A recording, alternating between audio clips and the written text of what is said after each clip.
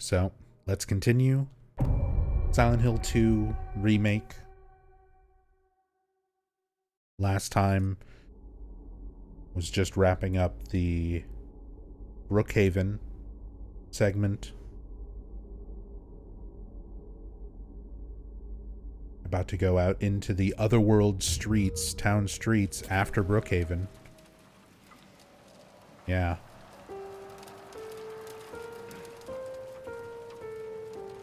We get the piano in the background. Magdalene playing. Oh yeah, we get the doctor's note. Reality and unreality. I've always really enjoyed that description. And Laura just ran off into the darkness out there.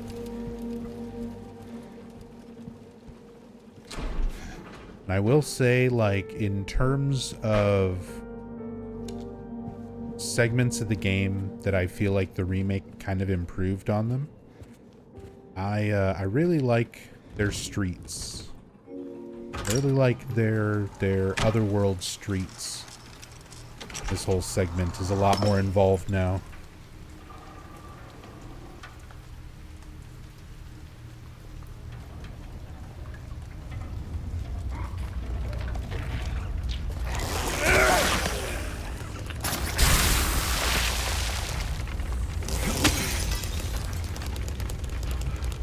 And as always, let me know if anything doesn't look right or sound right. I can adjust volume, picture, all that stuff.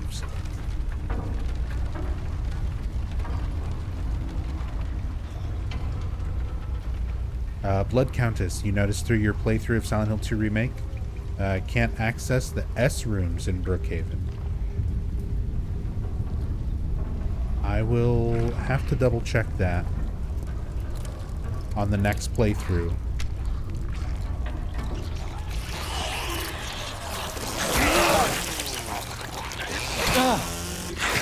Ow. Because there's a lot of stuff that I know there's areas of like the hotel you never go inside. There's a lot of places that realistically would be there, but in terms of gameplay are just unused. And the next playthrough I do after this one is going to be a free cam playthrough. So we'll be able to clip out of bounds and look at a lot of those things that might not be normally accessible. See if there's anything worth looking at there.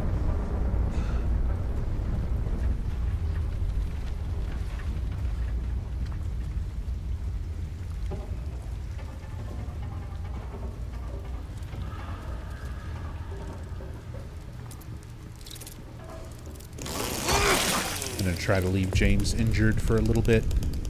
We're still working on getting multiple endings. We've got the White Claudia. We've got the Dog Key. We've got the White Chrism and Crimson Ceremony. We should still be on track for Rebirth. We've been using the Blue Gem. We should be on track for UFO, Dog Ending, Bliss Ending, and then hopefully in water as well.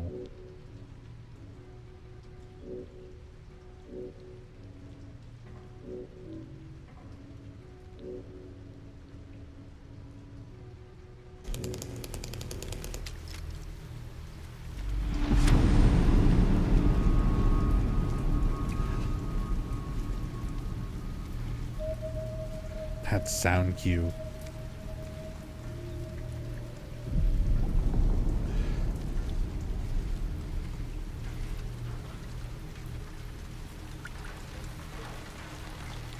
It reminds me of something, and I can't quite remember what it is.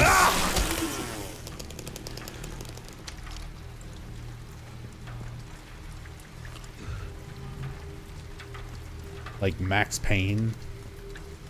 It's like the little flashback sound effect.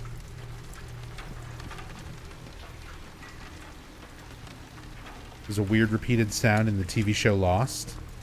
It might be Lost. I'm thinking it's from a game though. It's like a sound effect that's used a lot in a game. It's not like a Silent Hill game, but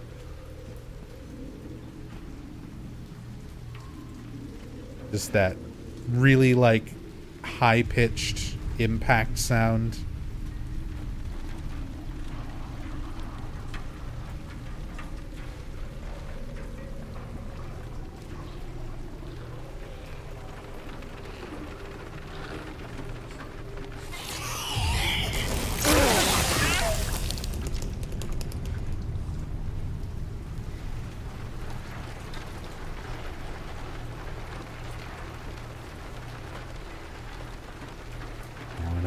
We still have the, like, water soaking into the map, sort of staining things. That effect still carrying over from Brookhaven.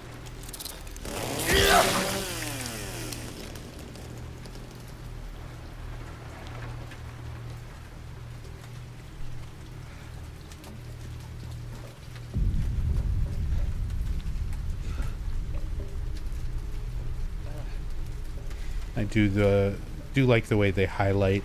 They got like the headlight pointing towards the door.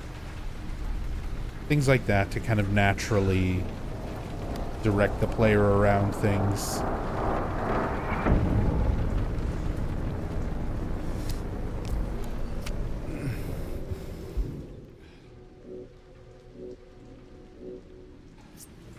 Go ahead and look at this for some more in water points.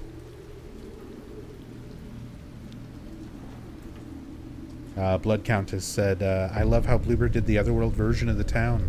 I have a feeling if Bloober does Silent Hill 4 The Room, we're going to see some serious shit. Yeah, I'd be interested to see anything else Bloober wants to do. Any remakes or original titles.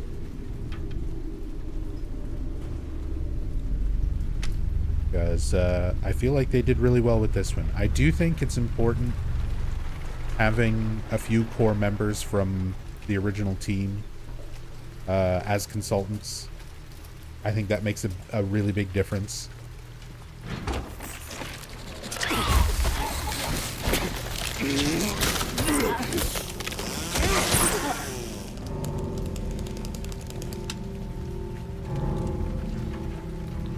But as long as they kind of follow like a similar formula with the same level of like respect, then I'm down to see anything Bloober wants to try.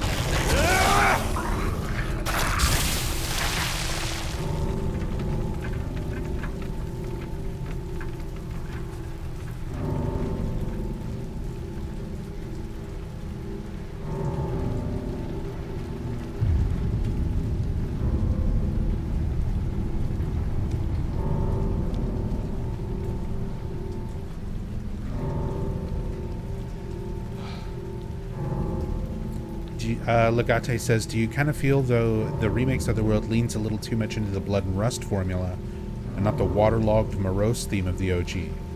A little bit. It does, in a lot of ways, kind of feel like almost a combination of Alessa's Otherworld, like kind of remnants of Alessa's Otherworld from Silent Hill 1, with aspects of James's Otherworld, like the rain and waterlogged aspects of it, the rotting aspects of it, all the things kind of representing Mary's deteriorating health and physical body and everything.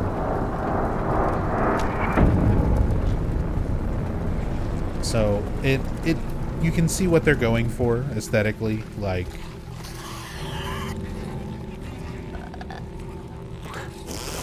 but I don't feel like it's off theme or anything like that. It doesn't feel inappropriate.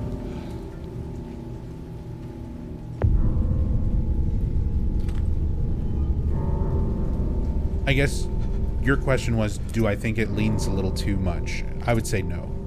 I can say that it's leaning in that direction where it's observable, but I don't think it's too much, personally.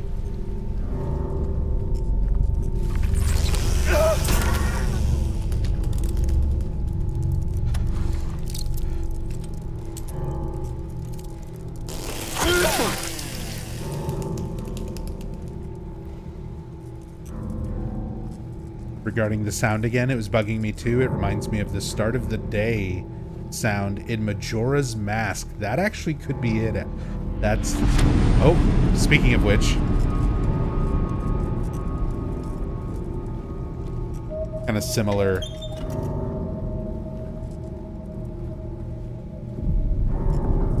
That's that same sound. That's not it though. It's not the Majora's Mask thing. I hear the similarity. I definitely get what you're hearing there, but that's not what was going off in my head. Because I can imagine somebody saying something after that sound, like a flashback to somebody's voice with like an echo effect over it.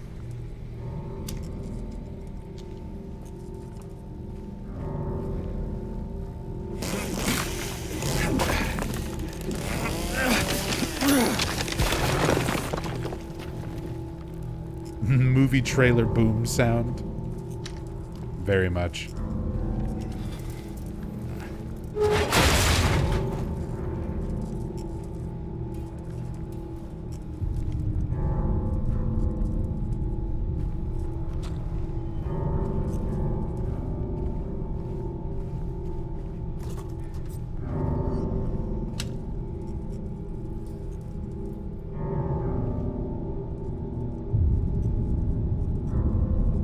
Mannequins, more human forms wrapped in covers, similar to Mary's body being wrapped up.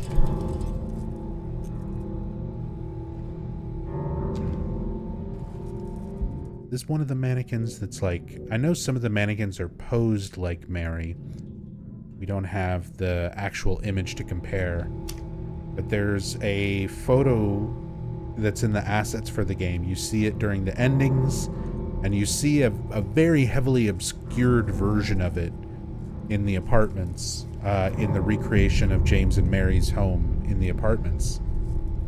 But there's like a photo of James and Mary together, standing together at Rosewater Park.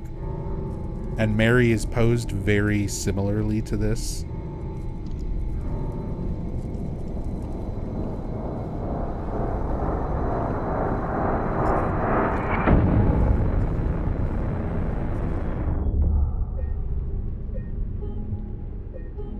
A lot of these really interesting little details. We'll be able to see all that stuff. There's gonna be future playthroughs where I've got all of those asset rips like screenshotted and ready to bring up. Look at everything in a little more close comparison.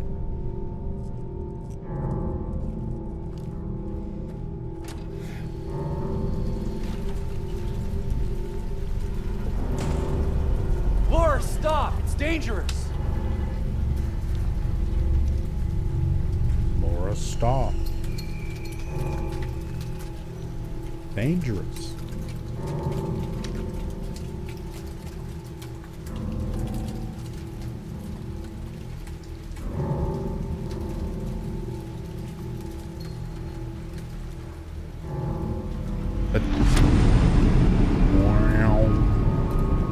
But see, like this moment here with Laura running down the alley and kind of the more rust and,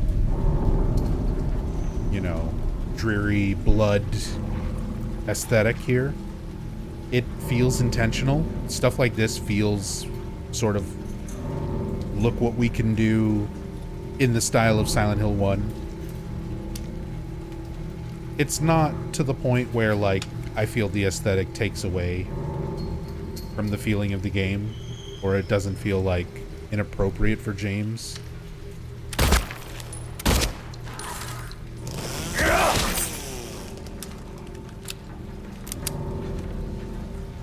It's like, okay, we're chasing the little kid through the rusty alley with the rain falling. Very Silent Hill 1 intro vibe.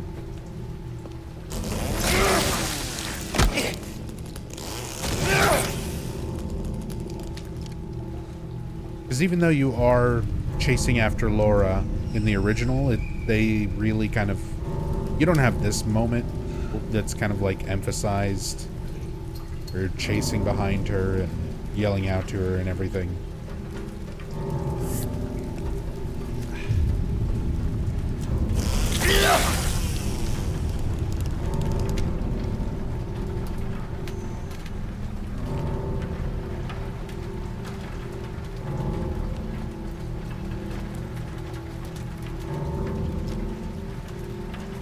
Where Heaven's Night should be. Everything rusted over. Graffiti and everything. One butterfly sticker. Very vibrant Maria colors. Still there.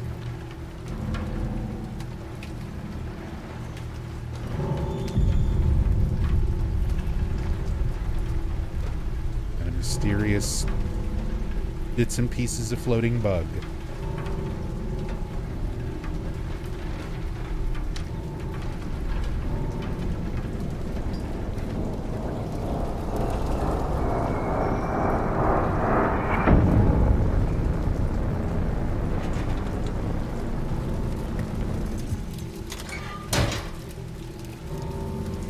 Love floating assets in games.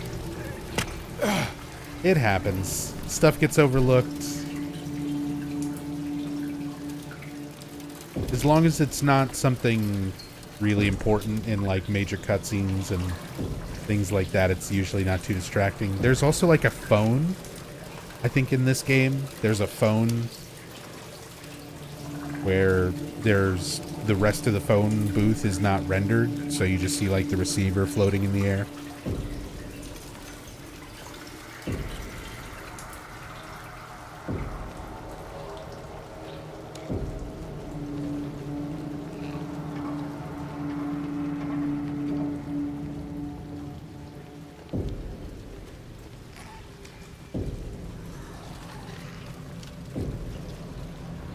Never seen the phone glitch you're talking about? I think I'm actually coming up to it. I don't know if it's in the town during the Otherworld segment or normally.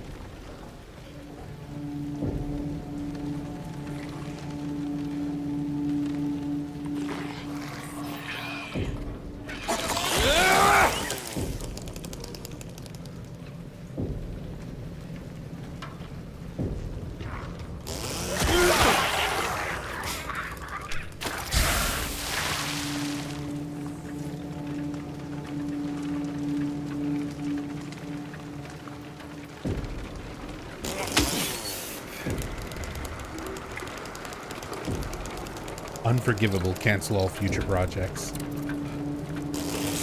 Hey, for some people, small issues like that can be more frustrating. And like, I'm very detail oriented and very nitpicky about things too, so I understand.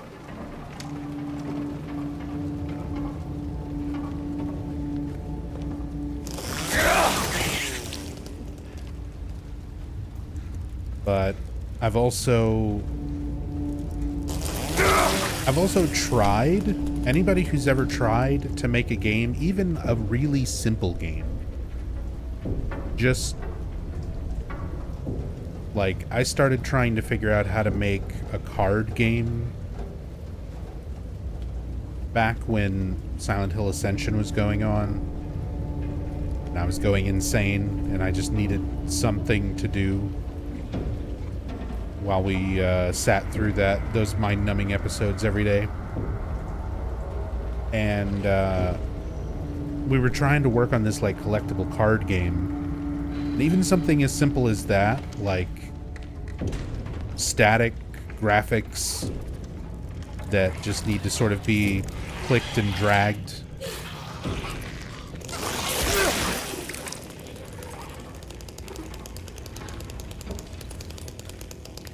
It's difficult. Let alone if you've ever tried to, like, open up Blender and make an asset, put it into an engine, and make it do what you want it to do. Making games is fucking hard.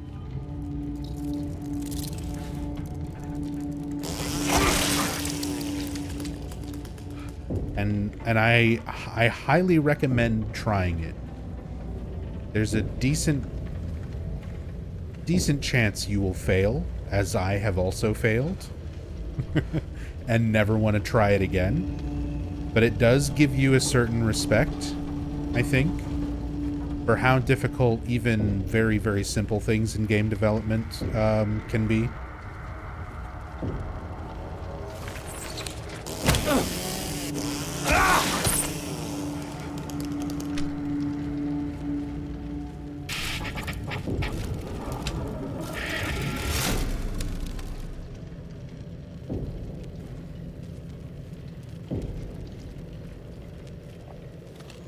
If you really wanted to try, you could.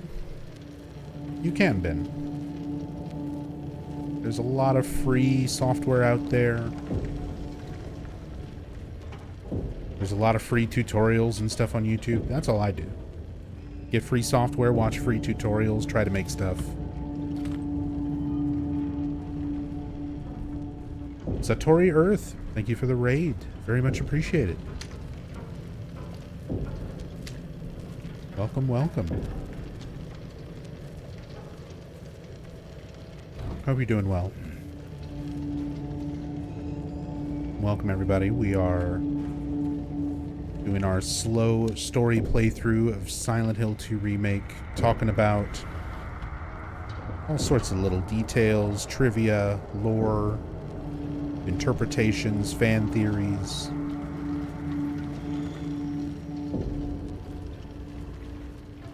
And random other subjects like game development. Topic came up after seeing some little bugs and things that have happened throughout playing this game. And just as much as, you know, as a player, it's something to criticize. You know, I paid money for this game. I can criticize things that are not perfect about it. But I've also got a fair understanding of how difficult game development can be.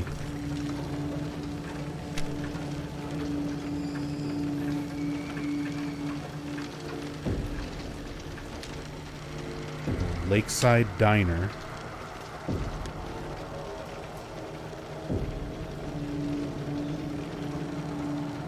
New little area added.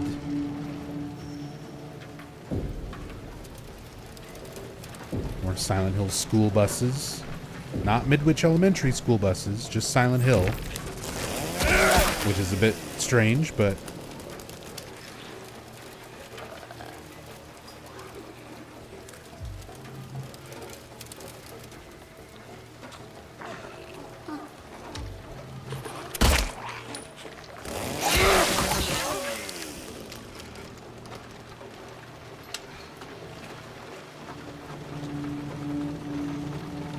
I guess if the town itself is not really that large, there's not really that many schools, just put the town name on the side of the bus. It's fine. For a local place, that's probably perfectly accurate. In bigger places, usually they put like a school district. Things are a little more specific, like what's written on a bus. In case of accidents and students getting misplaced, that kind of stuff happens.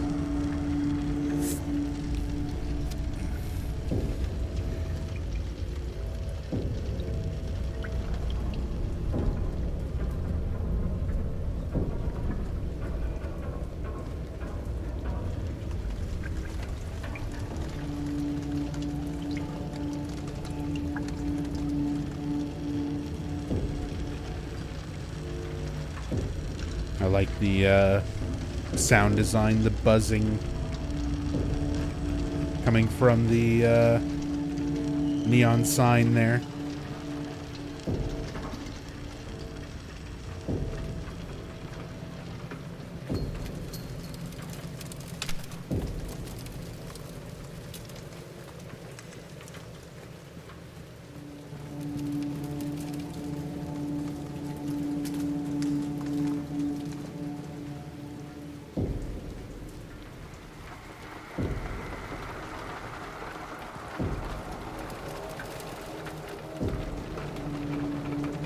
Thank you again for the raid, Satori. Hope you're doing well.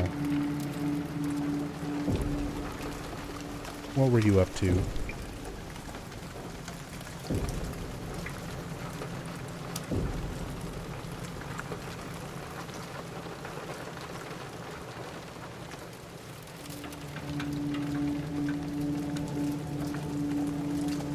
Oh.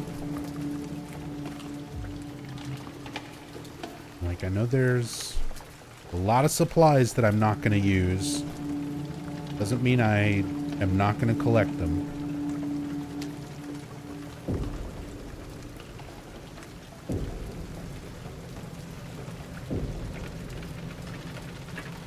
Taking a break from speedruns to play the 4 through 6 Tomb Raider remasters. Nice.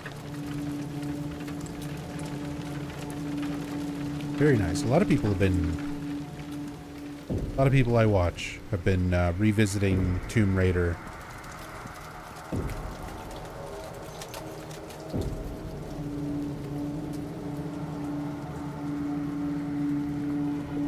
Laura, please, wait!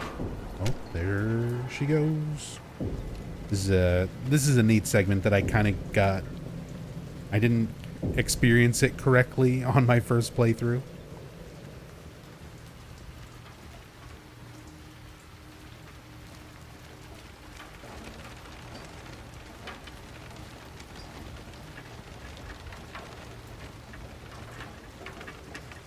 Pseudopoint, what did you think about the fake ambulance ending back in the day? The fake ambulance ending for Silent Hill 1. It was just like school. It was like one of those schoolyard. Because I was still in like middle school and stuff, so elementary school and going into middle school.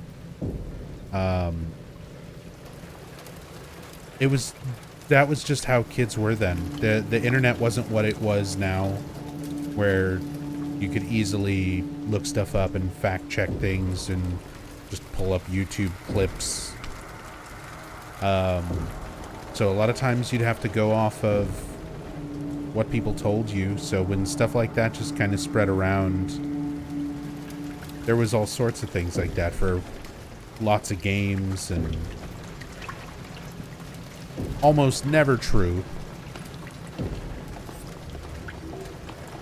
So I didn't really think much of it. It's not like something...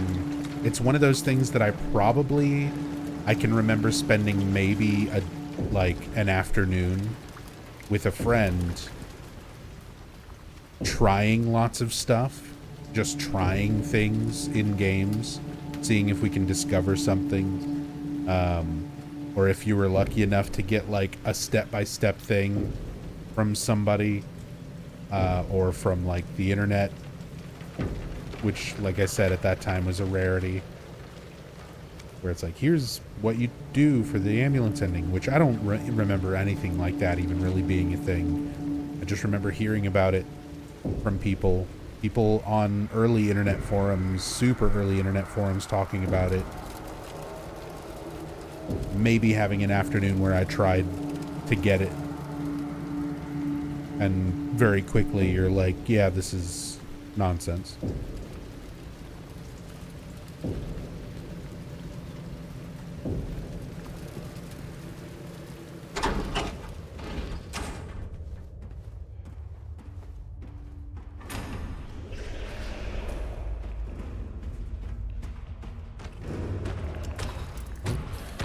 There it goes.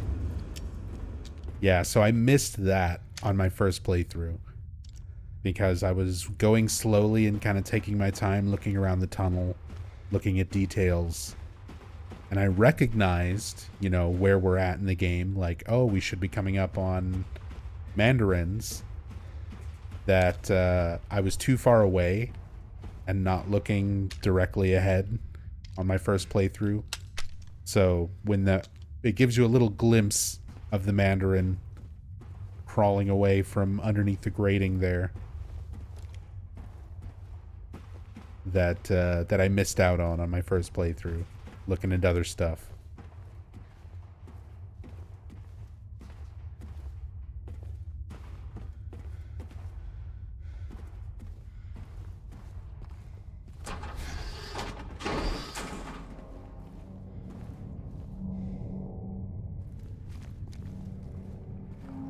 Laura? Where did she go?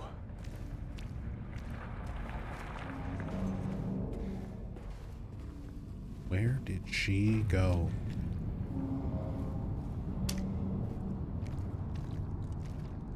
I like these moments visually. I feel like some of this is somewhat PT inspired. Feels very much like the trailer part of PT with Norman Reedus walking out onto the streets.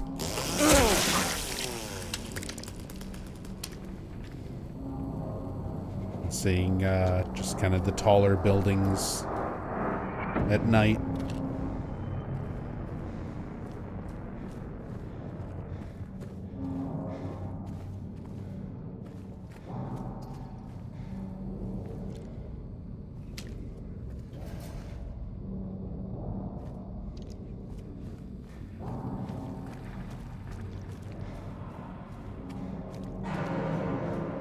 Pablo says, I like this. Reminds me of Resident Evil 2 Remake when you expect a liquor to be in the first hallway, but it isn't there. Yeah.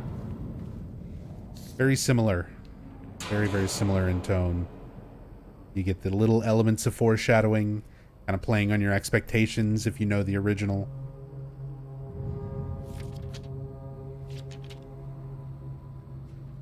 He who is not bold enough to be stared at from across the abyss is not bold enough to stare into it himself. The truth can only be learned by marching forward. Follow the map. There's a letter and a wrench. A little bit different pacing with how they give you these clues. For going and getting the wrench. James is showing more bags under his eyes, more wrinkles, more stubble.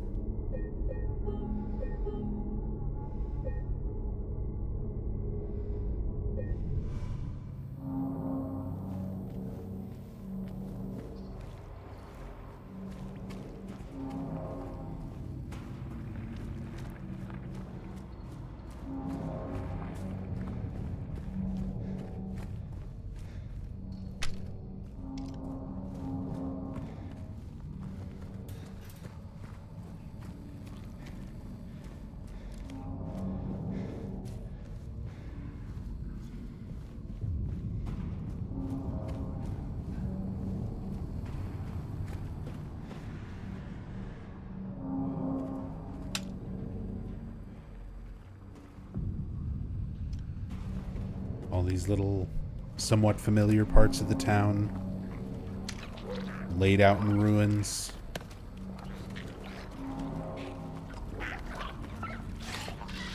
The kind of stuff that I really want to see, side-by-side comparisons.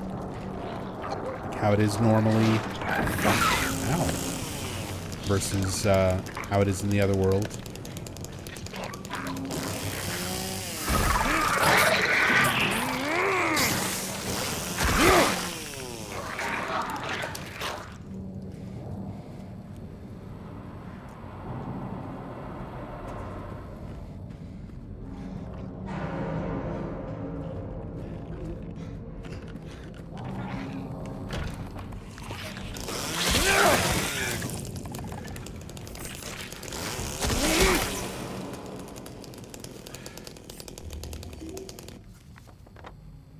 Heels. Saul Street Apartments. And the little infirmary that was attached to it.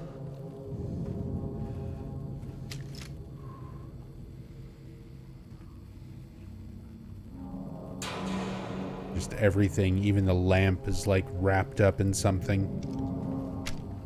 All this fabric. Sort of indiscernible fabrics stuck on everything. Again, kind of resembles like bed sheets, stained hospital sheets and things.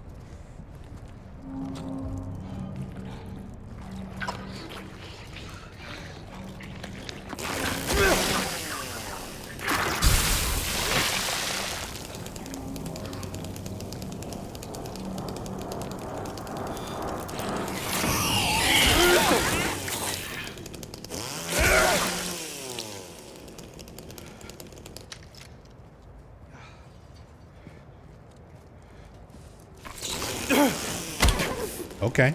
I'll just swing right through it.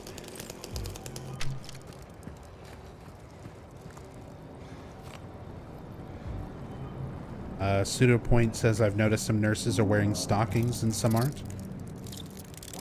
There are lots of little differences. Not just between the different types of enemies. Because obviously you have the, like, kind of level 1 version where they're their most basic form. And then you get, like, a leveled up variation. So for the lying figures, the ones that explode into acid spit after they die. You have the more aggressive nurses. You have the mannequins that can crawl on walls later.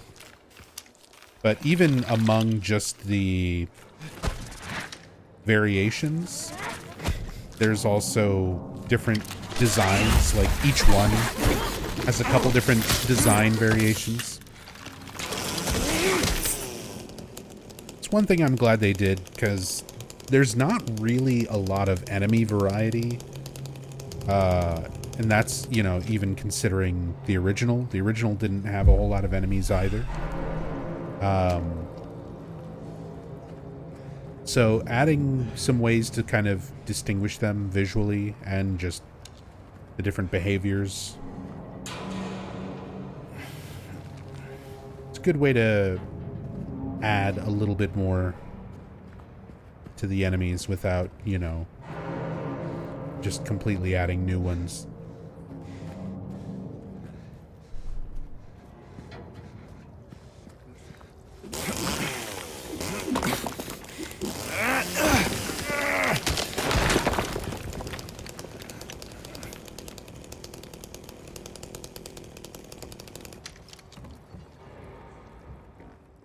Hey, Adana, how's it going?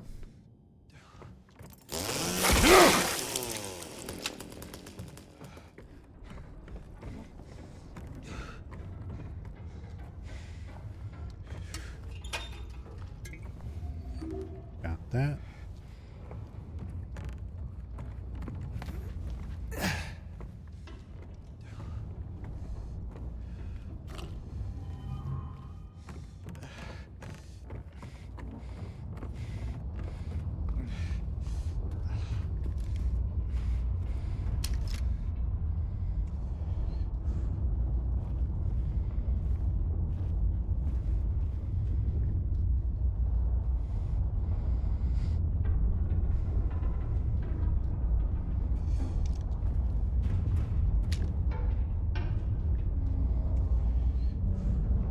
that like a whole 18-wheeler just sticking out and like clipped into the building?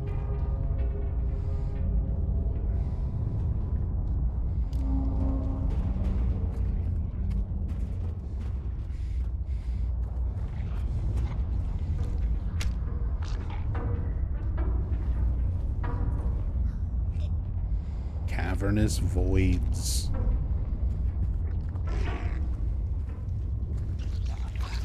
My favorite.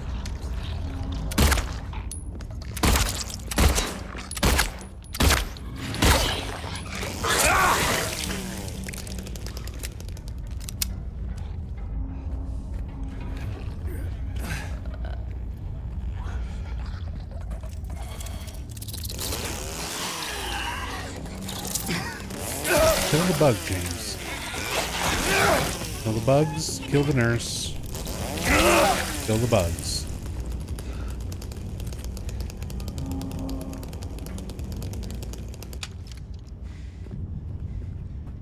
Kill the mannequin. Kill the mannequin.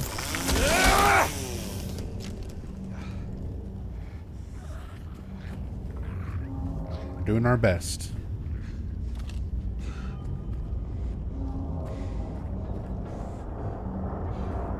Here at the Otherworld Happy Burger. Back at it again. The Krispy Kreme.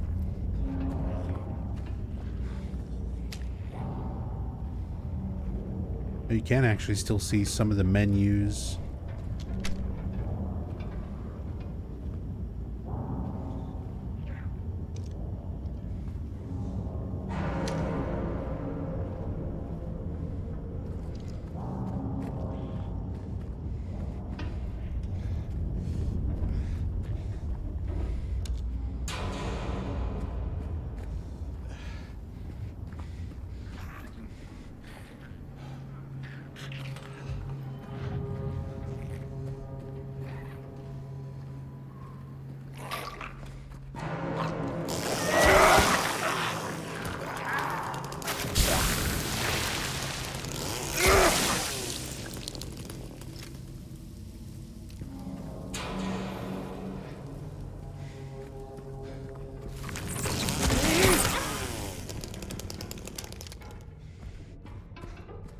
So funny when the mannequins, like, they're not even really hiding, they're just standing still against a wall.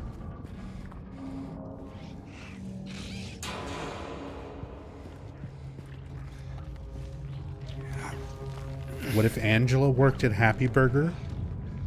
Pseudo point, they actually hint, there's like a slight nod to that in Silent Hill Shattered Memories of all things. Not really. It's a connection fans have made, but you find a name tag or like an apron with a name on it. It says Angie, or like a shift lead thing that has employee names, and it lists an Angie.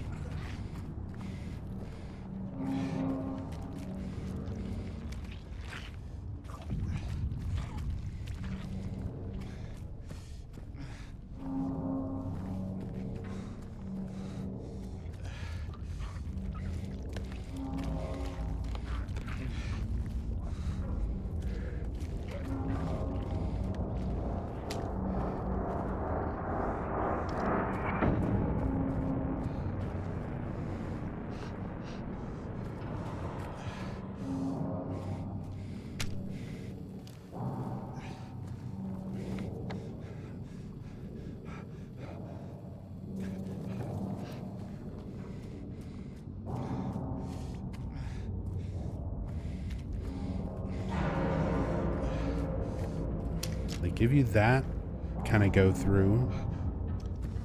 They give you this way to kind of go through. Trying to see all these different pathways and stuff where it kind of gives you options. Even though you can double back anyway.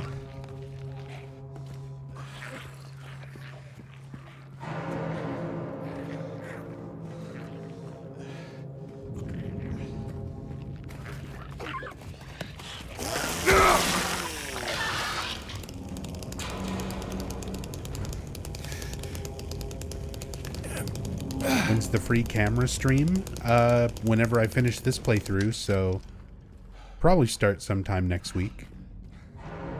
We're nearing the end of this playthrough. Like, it's still gonna be a few more streams.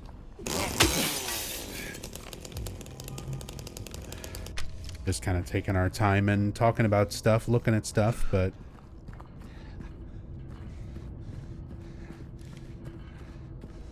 not much more.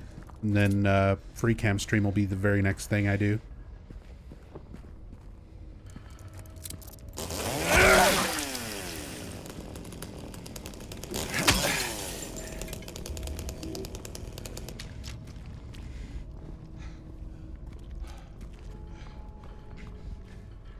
I already hear that music playing in the distance.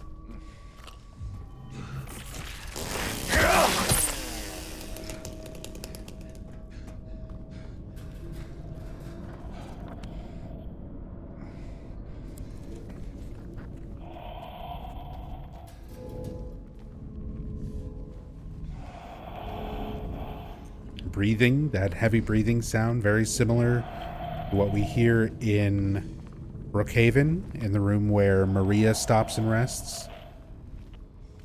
And then you revisit and there's pill bottles and stuff sitting in there. Mary's pill bottles.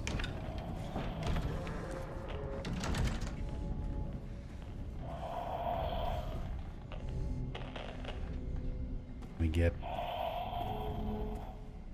the new writing on the wall.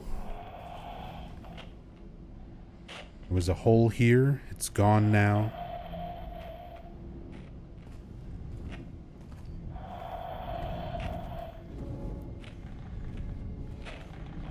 If you really want to see Mary, you should just die, but you might be heading to a different place than Mary, James.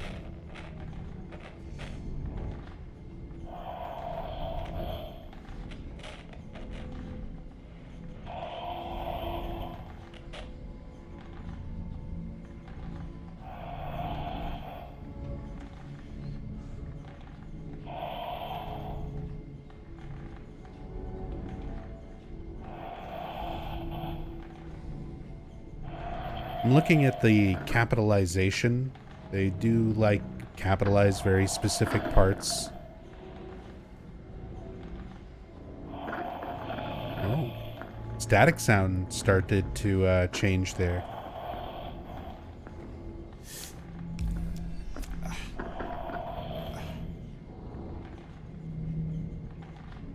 But this is one of those interesting things that was pointed out to me. I think it's in the Spanish subtitles.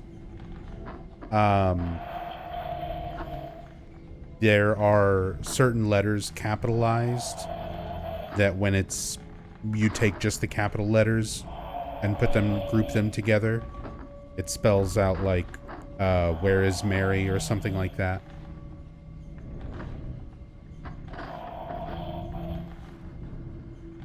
But it doesn't seem to do the same thing in English. Do you think it's actually James's thought? Yes. I mean, almost everything that you're encountering throughout Silent Hill 2 is being manifested into this reality from something in James's mind. Like, all of this is James subconsciously communicating with himself. Like, coming to terms with his delusion. Like, he came to the town to kill himself after killing Mary. And the idea, like, you know, if you really want to see Mary, you should just die. That was his plan. That's what brought him back to the town. There is no letter. Like, this letter that we have is not real. That's not what brought him here. This is. And it's his mind trying to remind him of that. But he's afraid.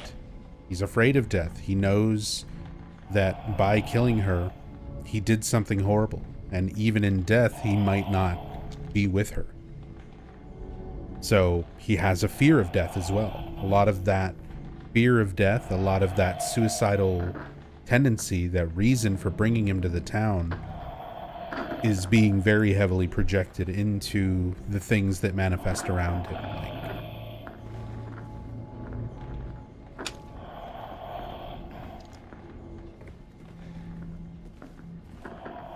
Maybe an anagram. Which are the capital letters again?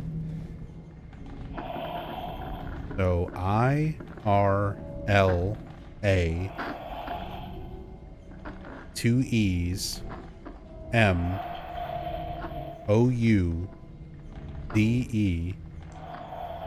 B-Y-I-E-N-A-E,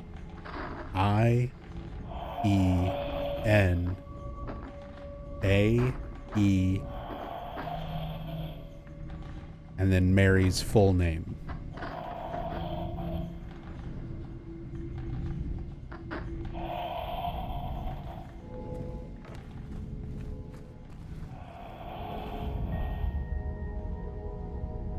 Get a remnant of the past here. A little reference to the OG Silent Hill 2. That's the old town map with all of the markings on it, with like where to go, where to check, things that you copy onto your map in the original. And you pick that map up here in Bar Neely's.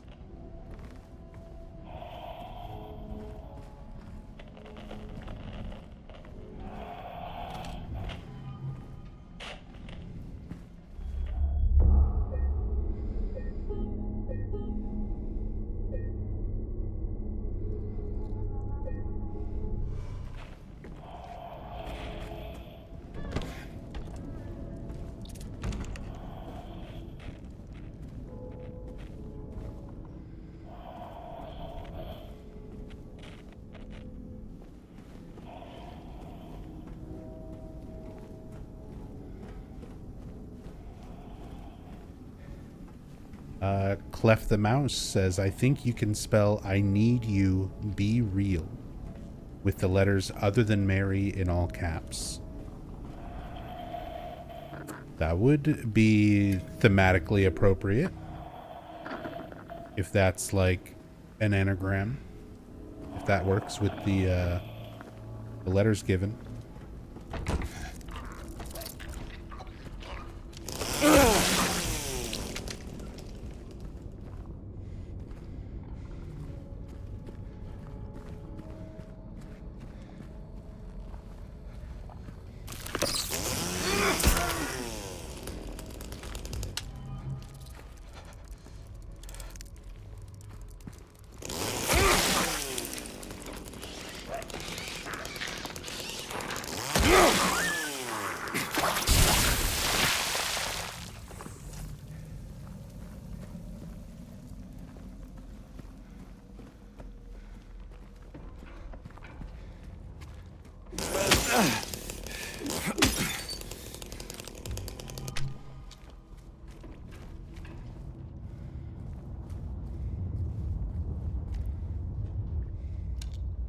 No more rain. There is like a very distant rumbling sound in the ambient noise now, though. That sort of stuff is like really well done. Love the it's just like super dark. You don't know what's out there. But there's a rumbling. Something just gives the impression there's like something massive that can't be seen. Something that should be there that isn't.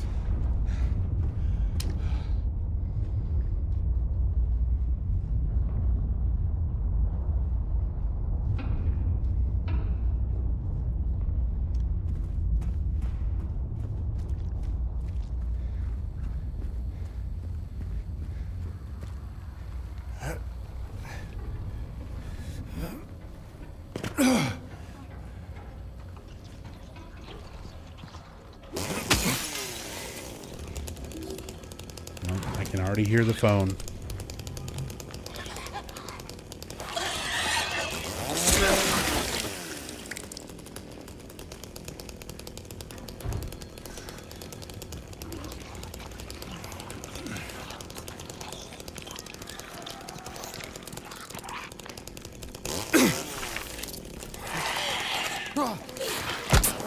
Ow, the rain.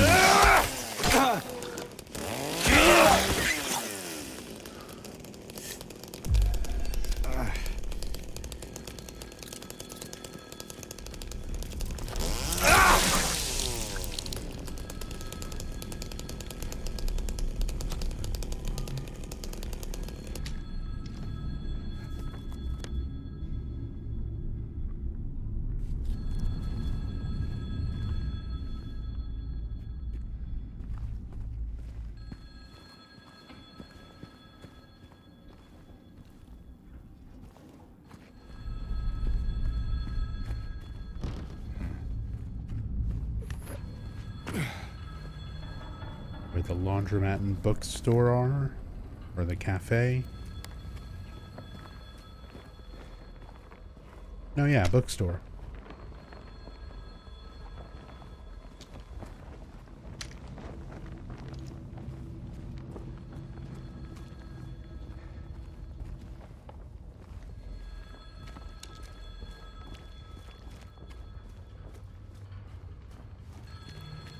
Phone's just gonna keep on ringing.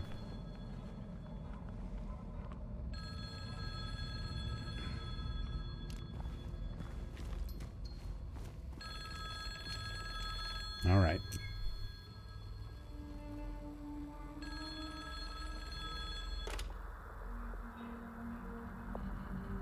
Hello?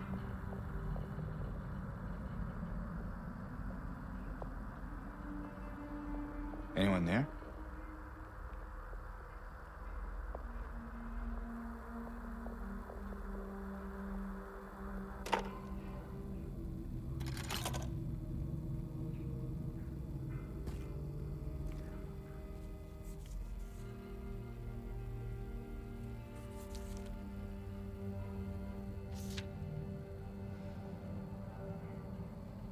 Phone ringing just draws your attention and gives you the letter.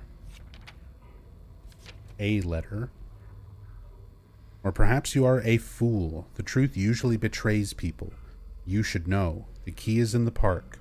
At the feet of the praying woman, the wrench will open the gate. The key will let loose the abyss. Similar to the letter that you get along with the wrench in the original.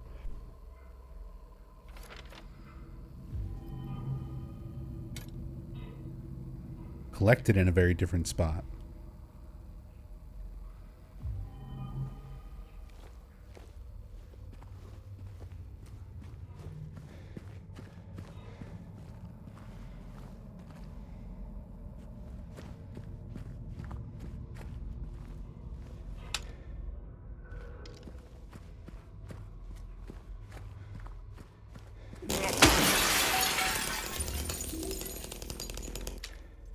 More health drinks, stuff like that. Still worth looking around, checking windows.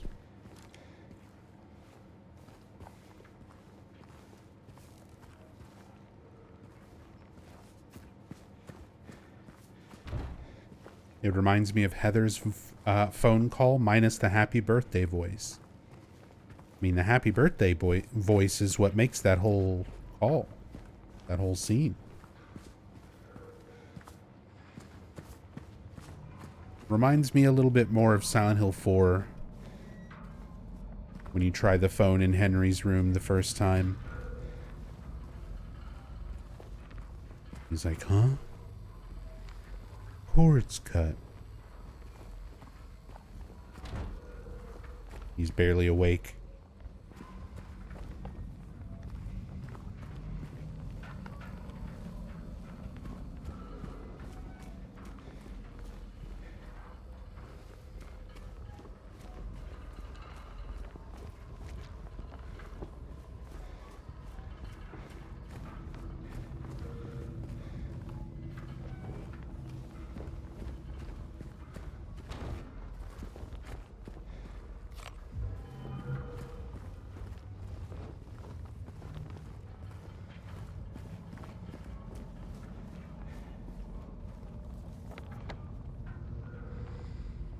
More of the map staining in.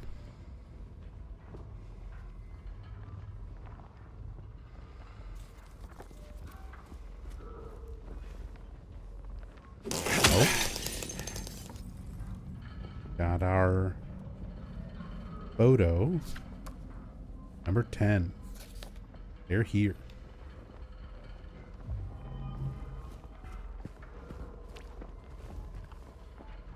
Part of the mysterious photos message. You collect them all, put them in order, and decode them to spell out, "You've been here for 2 decades."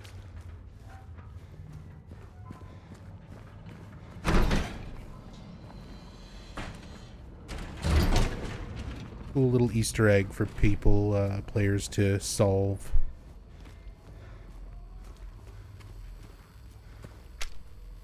That center's blocked off now.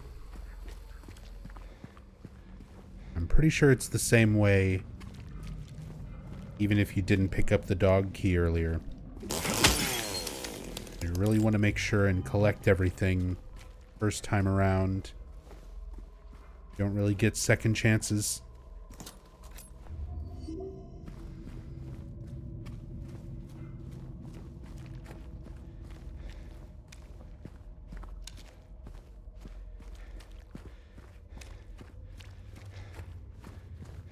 Because like in the original game, you can go and pick up the dog key at a couple different times throughout the game.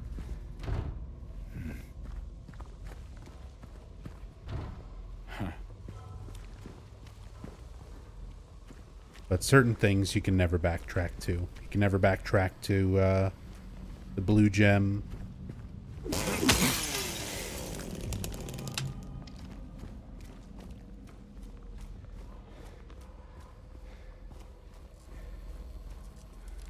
That's how most of that seems to work in the remake.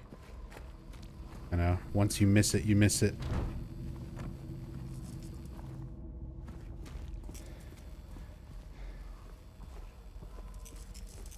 Again, I like just the lighting here with the street lights barely working. Kind of crackling electricity. Good design. Good visuals, good audio. Oh wait, is this the...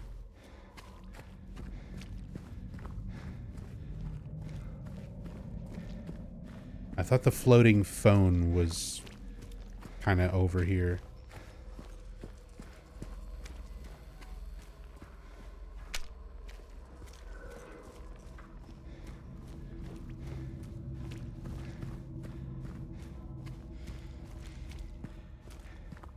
Oh well, I'm not going to worry about it.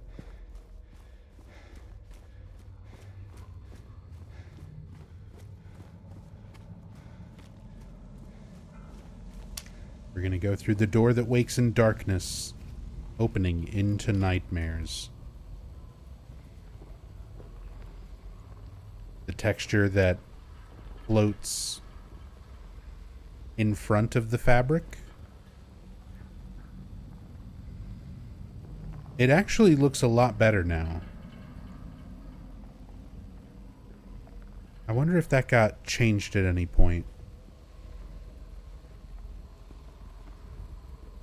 Maybe a slight difference between versions or something. But it used to be like kind of noticeable where the texture for this font was like floating in front of the sheet. Like they didn't ripple and move together. Now it actually looks much better.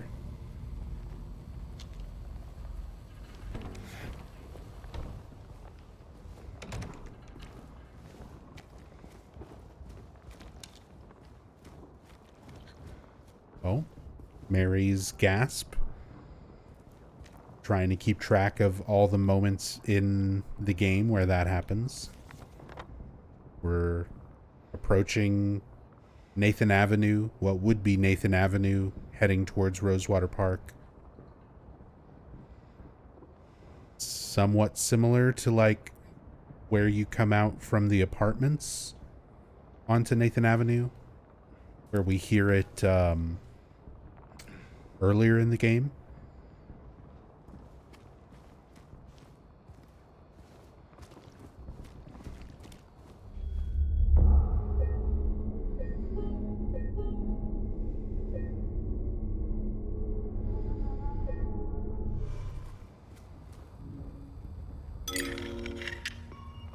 Instead of using the wrench to open a box underneath Jennifer Carroll's statue, we just use it to go through the door here.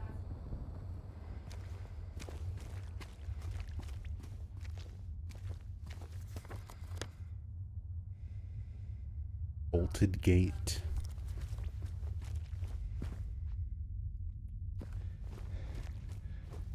Locked construction area. And there we go, our introduction to the Mandarins.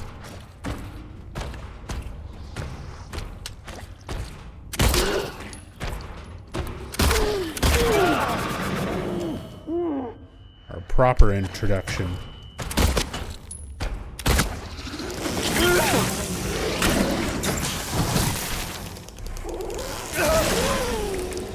Okay.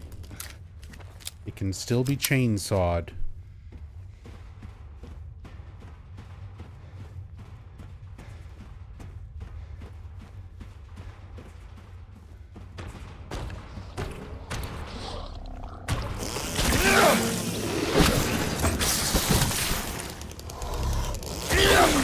Just gotta make sure to dodge that nasty tentacle.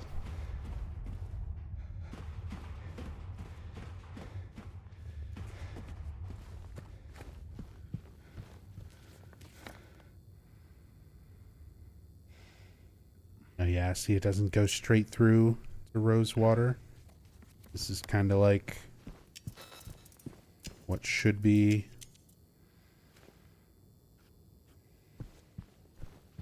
a little tunnel leading to the apartments.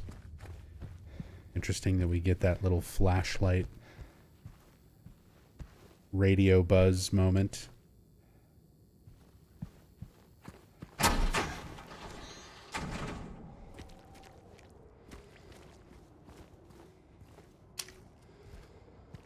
See, this is where we would have come out from after the apartments.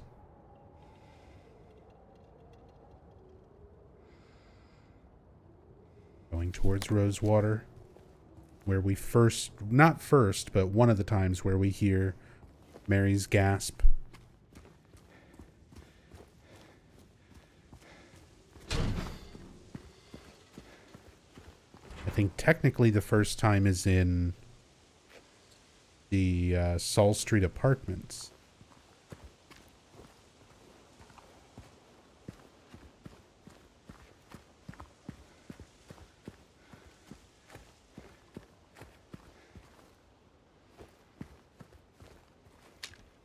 James's jacket still there on the bench.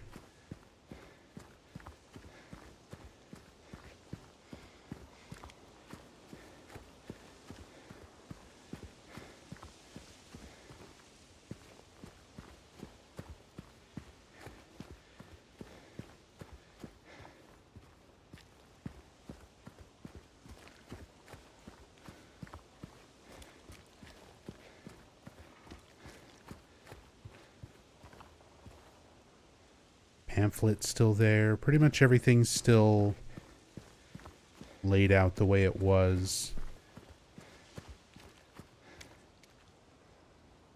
Patrick Chester. Still missing their heads. But the docks themselves are locked off.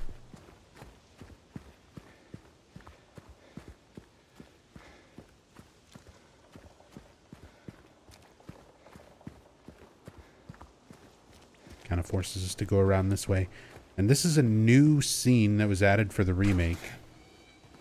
A new scene with Angela. And I like the scene. It's interesting, the way it sort of helps imply certain things. Because you've got Angela interacting with James. And then at a certain point in their conversation, Angela gets weirded out by James saying that he's looking for a little girl, looking for Laura. And she doesn't interpret, you know, adult man looking for little girl in a good way due to her abuse. So you see her react to that. And then she starts reacting as though she's seeing her father, like saying, "You shouldn't be here," starts getting freaked out and runs away. But the way that it's framed, you could take it, you sort of look at it as James being who she's talking about, "You shouldn't be here," and who she's running from because of him weirding her out talking about Laura. But if you look at the way the scene is sort of set up, she's not looking at James anymore. She like looks off away from him to see something else. And we even see James look in the direction that she's looking to see if he can see what she is seeing, and he doesn't. Like, we as the player are seeing what James is seeing in that moment, and he like turns and looks and doesn't see anything in the same direction that Angela was looking. So cool little details in this new in this new scene.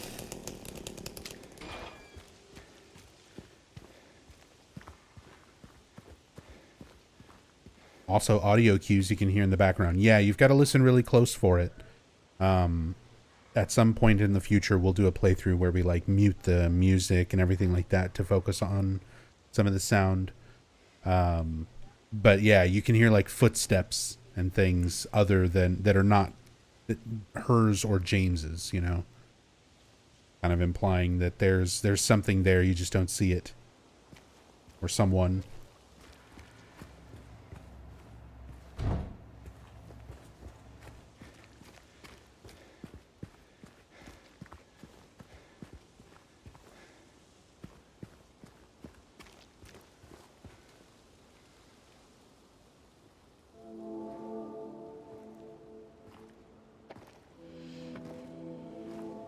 Hey. Are you feeling better?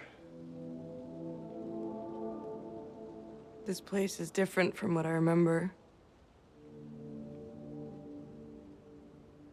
I guess things never really stay the same, do they?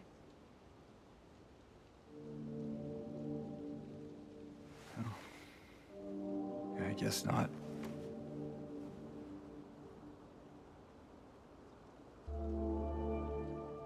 I don't think she's here anymore, James. Who? My mama?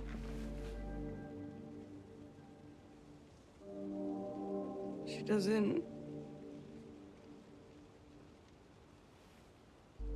want to see me anymore. Why would you think that?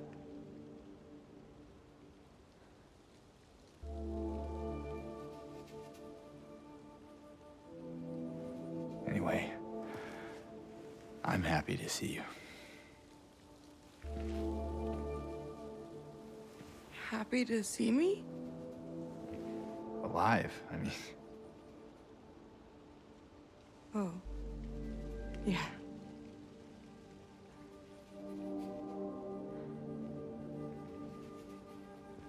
I better get going.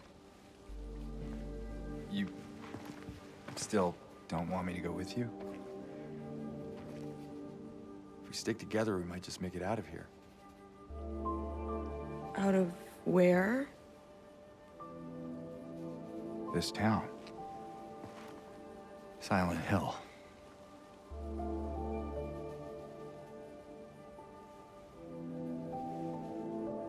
No, it's fine. Okay. Oh, you didn't happen to see a little girl around here, did you? A little girl? Yeah, Angela? Are you all right? Angela? No. Please. You shouldn't be here. Angela. It's okay. No, don't touch me!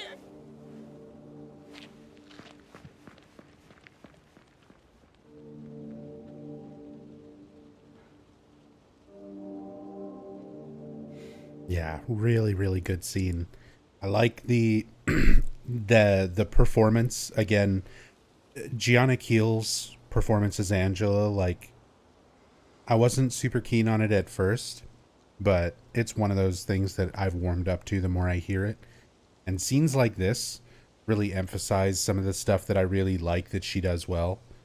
The happy to see me line when James, he's kind of half-hearted, you know, anyway.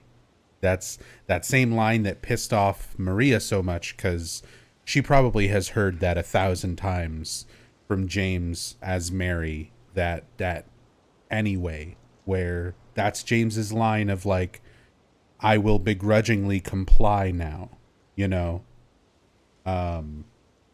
just to avoid an argument, just to be non-confrontational. Anyway, I'm glad you're okay. Anyway, whatever. That's his thing. It pissed off Maria, and then you see him doing it here. He doesn't really care about Angela, but he's trying. He's not a complete cold-hearted asshole. He's still trying to help. He just really doesn't care. His mind is elsewhere. He's still focused on Mary, and still reeling from the death of Maria. So all of this stuff is taking over 90% of his brain. So he still makes that little attempt to make Angela feel better, being like, anyway, I'm glad to see you, or I'm happy to see you. And Angela's response, that like, happy to see me, sounds so genuine, like, from that tone of voice. That's a very convincing performance of like someone who is genuinely was not expecting someone to say something nice to them, like the type of person who does not get any sort of compliments or any sort of nice things said to them. And even just the implication that someone might have shown me even like the most remote amount of affection, like you hear that, you pick up on that in the voice, and that is like that followed by James's like, happy to see you alive, and then her sounding so disappointed after that, sort of realizing he's just being polite, you know. It's not happy to see you as like a person. And that's kind of what hurts. I don't think necessarily she's upset that like James is not interested in her, which is how some people may have interpreted that, which is, I don't get that impression at all. It was just like she had a moment where she thought someone saw her as a person and not just a thing. And when he says, happy to see you alive, it's more for his sake. Like, he doesn't care who he sees. He's just happy he's not the only one still alive. And that hurts her, because it took the moment from sounding like she was being seen and identified as a person to, oh, I'm just sort of I'm a reaffirmation for you being alive by being here. You're not really happy to see me. You're just happy to not be alone. All of that comes across through the performance very well. Very nice. I like this little scene. And then, yeah, I heard it. I was listening for it. There's some little shuffling sounds. When you hear just before Angela starts reacting, you know, saying you shouldn't be here, you see the way the shot is framed. She's looking to the left of James, and the camera sort of pans and like centers there, even though there's nothing there, from our perspective. So Yeah, and then her violent reaction when James touches her. At that point, she might not even be seeing James. Like, her delusion is taking over. Cool perspective thing. I like it. It adds more to Angela's character. It adds more to how people are perceiving things, which is always fun to see.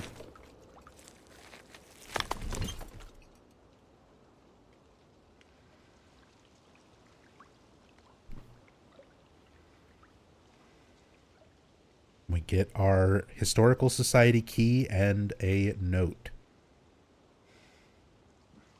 My patient buried it here. I knew but did nothing.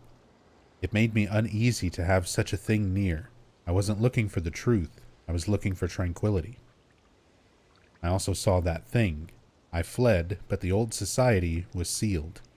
No one dares to approach that place. Now I offer you the key. If you still do not wish to stop, James, I pray to the Lord to have mercy on your eternal soul. Again, I feel like this is sort of James projecting information into the world around him, and it sort of is being echoed back to him through these little remnants of things around the town. In this case, the hospital director or the doctor, referring to his patient, burying it there, all of the patient notes and things that are parallels to symptoms of James, but also of Angela and Eddie and Mary. All of these things that are combining to sort of create this twisted version of reality around them, but also to convey information. Ultimately, the goal is for James to break free of his delusion and to come to terms with what he's done, regardless of what the outcome of that is, whether it's a positive or negative outcome. The point still remains him breaking free of the delusion is the goal. Although now, with some of these new endings, we're going to get an ending where you essentially give in to the delusion instead, which I think is an interesting take on it. So hopefully we can show all that.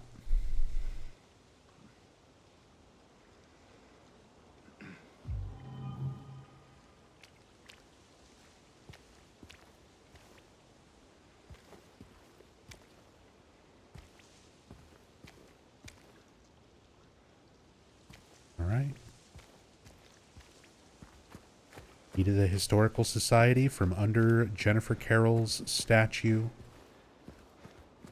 Process of doing everything has changed up a bit, but I like the little segment with going through the town streets.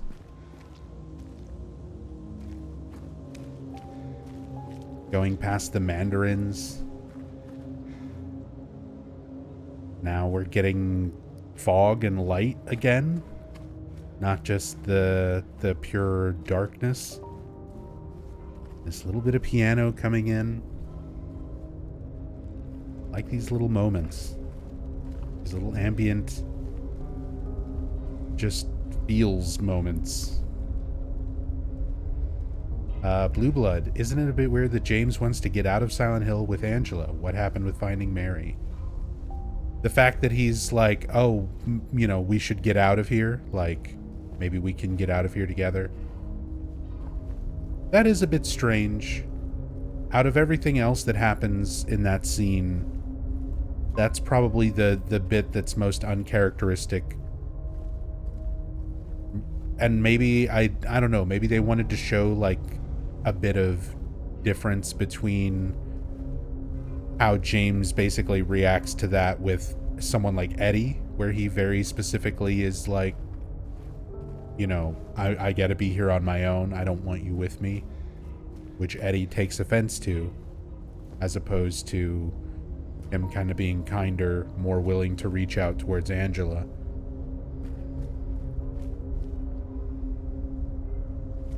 But I agree. Out of everything added with that scene that I like, that is something that is a little uncharacteristic. James should not necessarily be thinking about or considering leaving so openly. Like, finding Mary, sure, like, we should stick together. You can help me find Mary, I can help you stay alive or whatever, but yeah, I don't think he would be willing to, at this point, leaving is probably, like, pretty far down the list of things on his mind. Stuff that we found and read in the normal world, fog world earlier. Bendy Man 123, thank you so much for that resub. Welcome back. Hope you're doing well.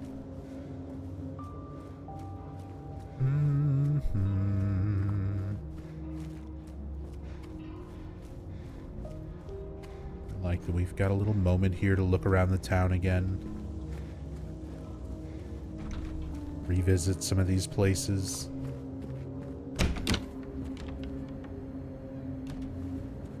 We get a new Easter egg here at the motel.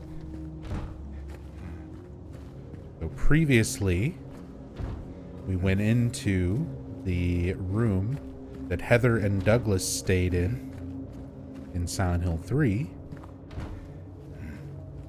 Right here.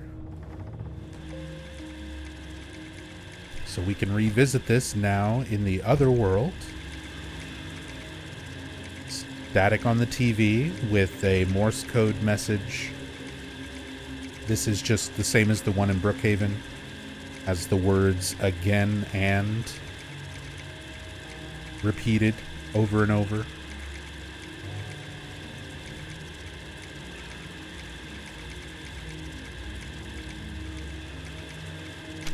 Douglas's hat sitting on the chair, same as before.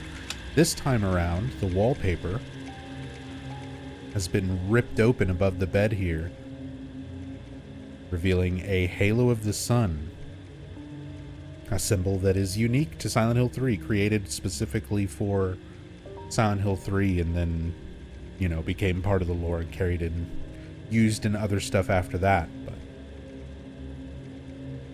because this whole room is essentially a Silent Hill 3 Easter egg for fans, they include another little Silent Hill 3 reference if you revisit. Oh, hey. And apparently I still needed that trophy on the PS5. All seems in order. Reference because it is a symbol of the cult, the order.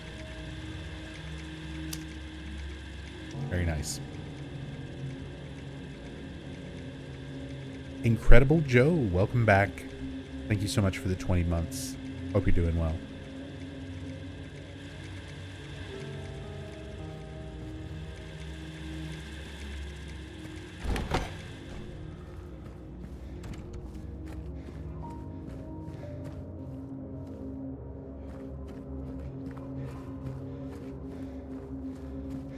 Okay, we can still get into this part.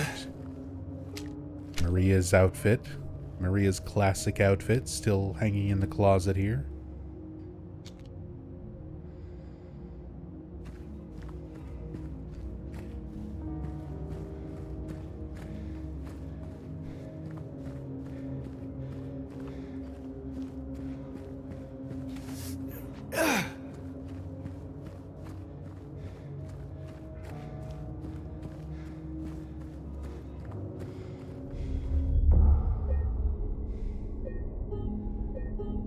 Go ahead and save it here.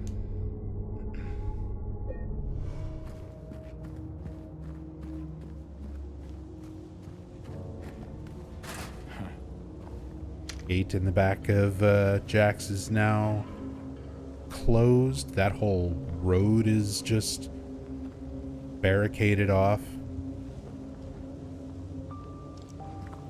Like consuming the sign.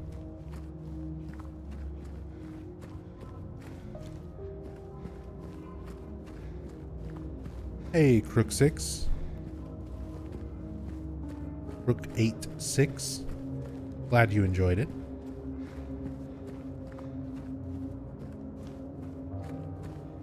Appreciate everybody who's been watching on YouTube.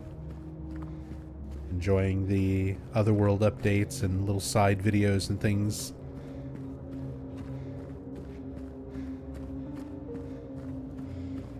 Like I said, we've still got a little bit left on this playthrough to do. Quite a bit left, actually. Historical Society, so like Prison, Labyrinth, all of that's pretty long now. Some interesting stuff to talk about there. And the hotel. And then I'll be jumping, once this playthrough's done, I'll be jumping straight into a cam hack playthrough on the PC version.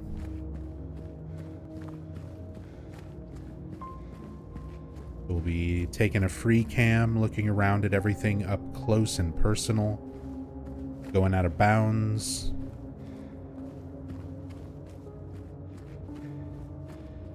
Looking at everything in excruciating detail. Flipping James out of bounds and seeing what kind of stuff we can find. It's gonna be a good one. And then I'm also working on a few videos for YouTube specifically.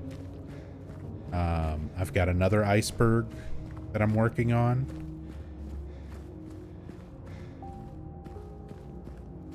It's taken a long time because the icebergs are always a lot of effort. It's a lot of things that I'm trying to cover all back to back. And yeah, it just takes a while. But there will be another iceberg video. Next one is going to be for Silent Hill 1.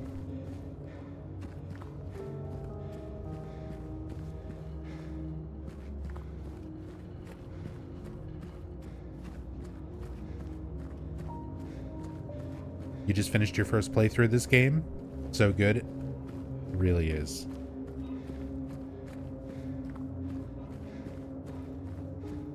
Really is. I was really pleasantly surprised. Because as somebody who's not a fan of Bloober's other games, I did not have really high hopes for this one. So it's one of those situations where I've never been more happy to be wrong.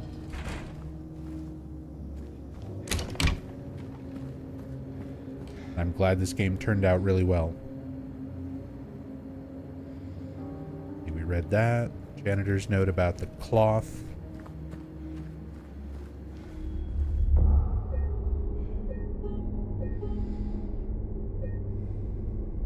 Hey, Pythonicus.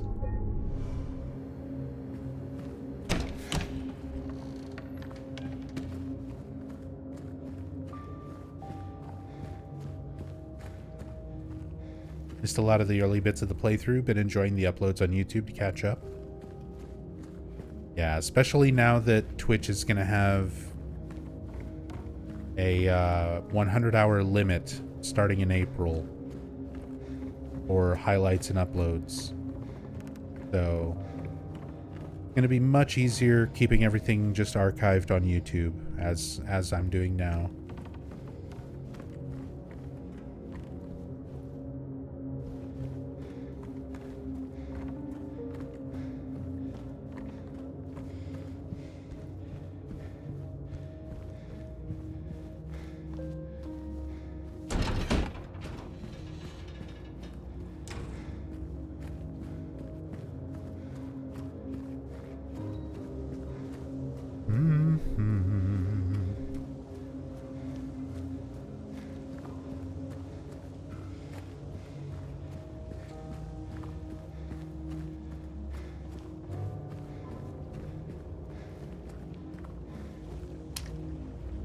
Lakeview Hotel boat launch. Valeville, South Vale.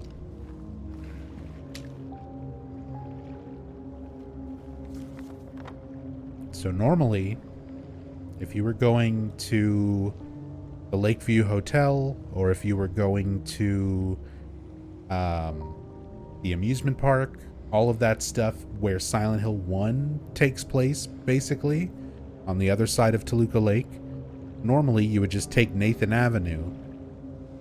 You can see Nathan Avenue going up. It eventually goes off the map and like curves north and goes all the way around Toluca Lake. But for James, all of this is collapsed. All the roads are gone. But for someone like Laura, that's how they're able to get to that side of the lake to where the hotel is without rowing across.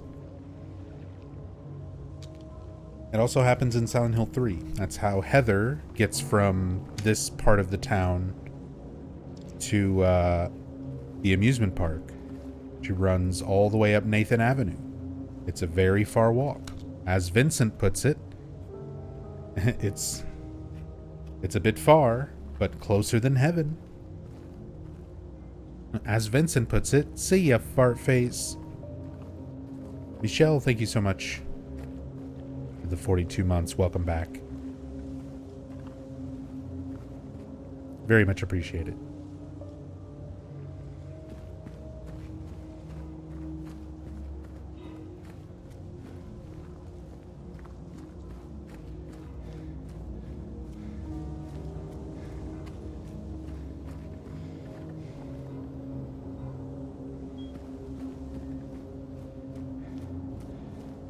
Look around just a bit more here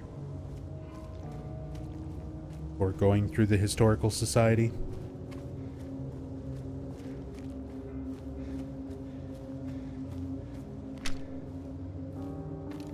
Giga computers. I'm pretty sure everything over here is still the same.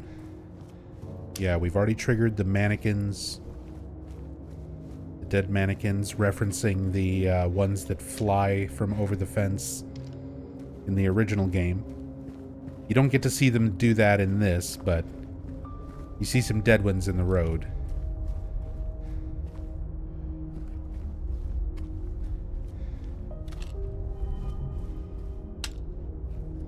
Really gross James corpse.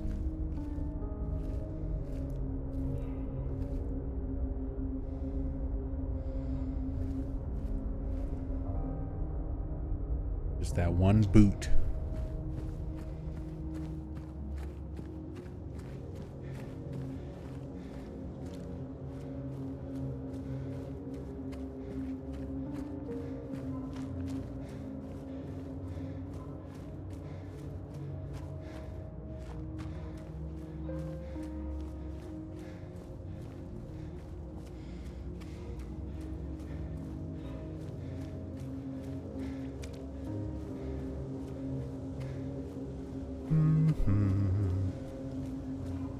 Alright, in we go.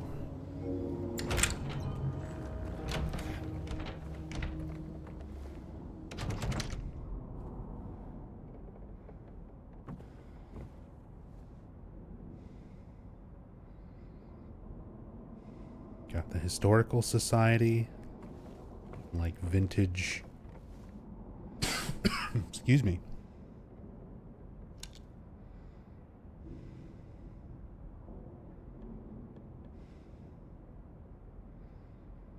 Sorry about that.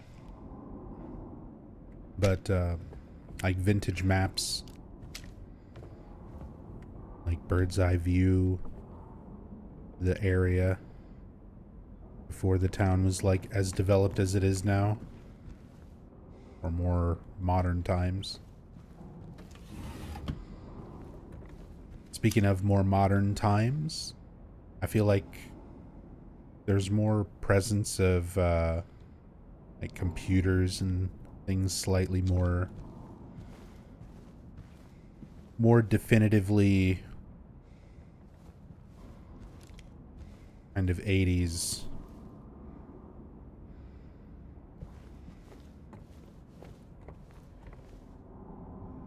'80s into early 90s kind of era technology.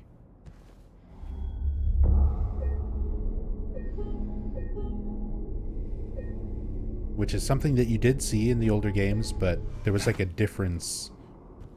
You normally see it really well with Brookhaven in the original Silent Hill 2 versus Brookhaven in Silent Hill 3. They kind of replace a lot of the old like typewriters and older computers with slightly newer things. Get the idea that there's still people, there's still a passage of time happening between the games.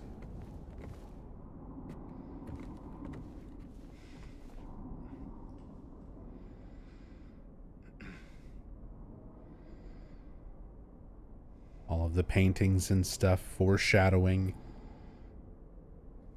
places we're going to be.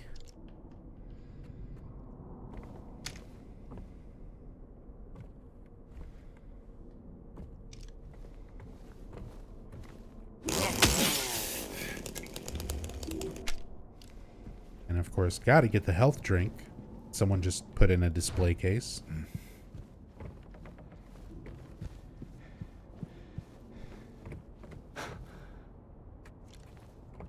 Gasp. It's him. I like how they changed. I don't know. How do we feel about this? I like that he actually just audibly says it's him. Because you never really know with the original game, some of the text and dialogue, because that's like what James says in text when you examine this painting. But you're never really sure if it's meant to be internal monologue, if it's something that would have been voiced, but, you know, couldn't be for the time back then. Because that sort of thing would happen, you know, something that needed a voice at one point and then didn't have it in the final result.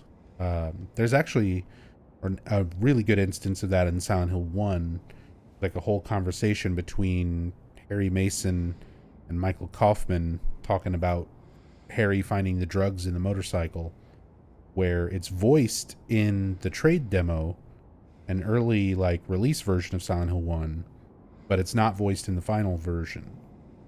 So stuff like that happens. But it's interesting they've got Luke Roberts actually voicing James, like gasping and reacting to seeing this. I do like that. Misty Day, Remains of the Judgment. It's him.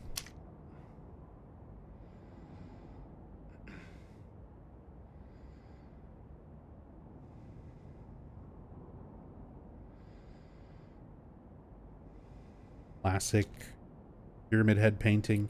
Supposed to be a depiction not actually of Pyramid Head, but of one of the town's executioners. And Masahiro Ito has commented that this painting depicting the executioners of the town's past is on display. It's something that James and Mary saw while they were here on vacation, which is why Pyramid Head is able to manifest in that form. Something that's already in his memory. Because we're doing New Game Plus. In regular New Game, the painting of the Obsidian Goblet is just hanging on the wall here. New Game Plus, this is now taken down to the floor. We can collect the actual Obsidian Goblet.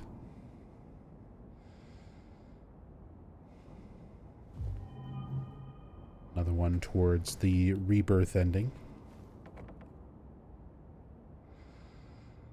Waterfront landscape. Alan Smith, date of birth and death unknown. A depiction of the local area. The style indicates it was done sometime around the 1820s when the region was far less populated, with sparse infrastructure.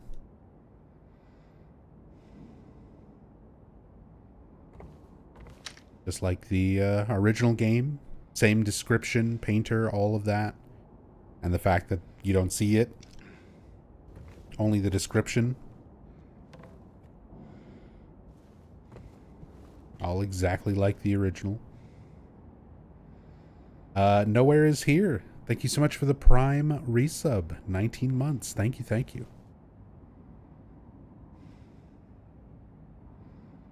right. Got a lot to learn here. Among the local legends is that of the Lady of the Light. The story tells of a woman who was accused and found guilty of witchcraft.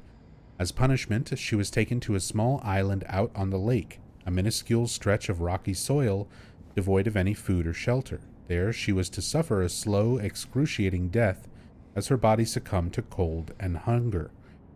However, unbeknownst to the rest of the townsfolk, there was a young man among them who, having gazed into the woman's eyes, as bright and beautiful as a midsummer's moon, had vowed undying love for her. When she was convicted, wrongly, as he believed, he swore that he would not let her suffer such cruel fate. While waiting for an opportunity to abscond with his beloved, every night he would sneak out and row across the lake, bringing her food and something to keep her warm. And every night the woman would stand there on the shore, holding a lit candle to help him find his way. But then, one night, when the sky was exceptionally clear, devoid of even a wisp of cloud, the young man set out on his nightly escapade. As always, he would look out into the distance, looking for the light in the darkness that would lead him to his beloved. On that night, however, the moon shone so bright and so vibrant, stronger than any candle could. Seeing the light's reflection in the water, the young man was led astray. He rowed and rowed and rowed, following the reflected light, hoping against hope he could reach it. He did not care for his aching arms or the shortness of his breath, utterly mesmerized by the illusory light. When his boat tipped over, the man was so exhausted from rowing, so weakened were his arms, that he was not able to swim to shore. Thus he succumbed to a watery grave.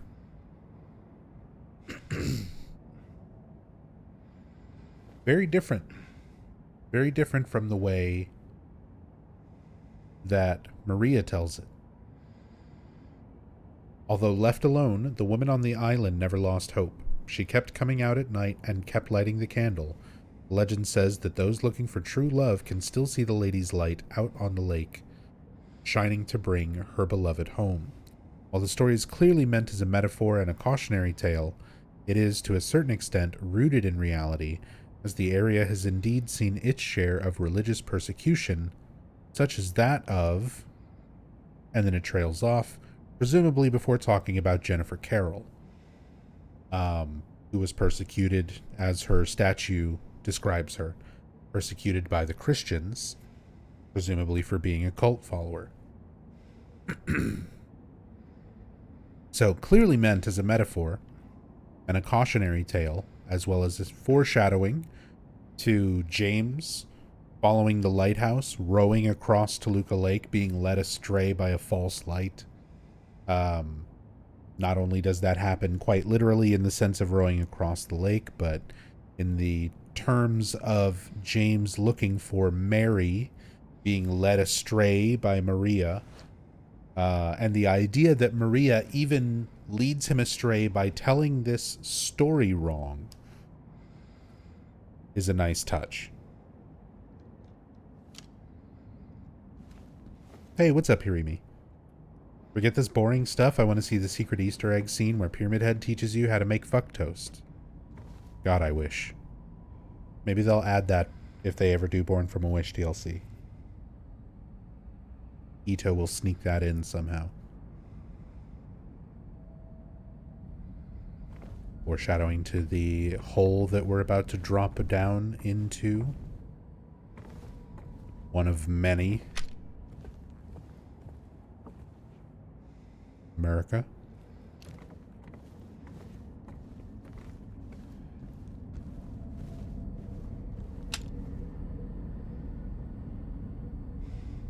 Giant gaping hole.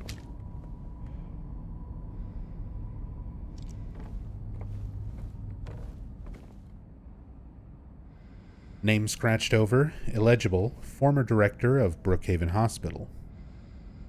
We don't get a name, but supposed to be the former director. Not sure exactly which director, if this is the one who you're supposedly receiving notes from. Some fans compared this with, like, James himself, and have said that it's very, very similar, like the structure of the nose, the jaw and stuff, the width of the neck. But to me, it just seems sort of like relatively generic features.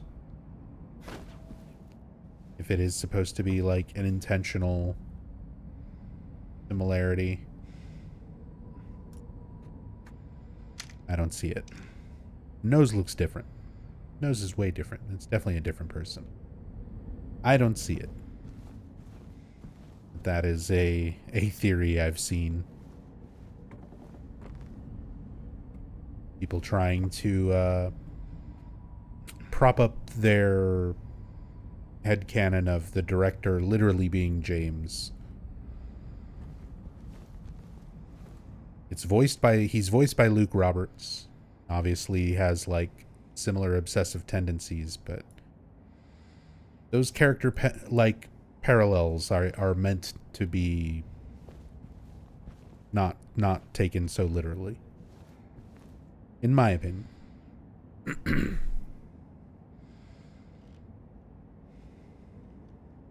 Brookhaven Hospital. The hospital was built in response to a great plague that followed a wave of immigration to the area. Originally, it was little more than a shack, but has since expanded into a fully fledged medical establishment.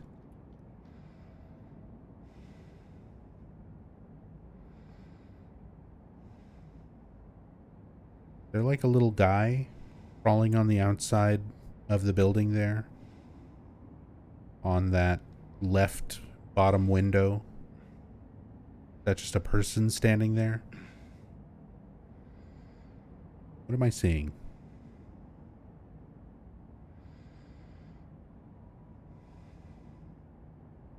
We'll look at it. We'll look at it closer when we get the cam hack. The Wilts coal mine. Established around 1850, it remained operational until the early 1900s. The mine played a key role in the revitalization of Silent Hill. This is how the town was able to build up its initial population. Eventually, the mines were completely mined out of resources, and the town shifted to tourism. It's worth pointing out that there was never any fire. There's no, like, coal mine fires. That's not a thing in the games. That was a thing created for the movies when scriptwriter Roger Avery, for the first Silent Hill movie, took inspiration from a town near where he grew up called Centralia in Pennsylvania. He wanted to use that town's actual history of a coal mine fire as part of the fictional history for the depiction of the town in the movie. That was never a thing for the games. The developers have gone on record saying they didn't even know about Centralia until long after the original games had released.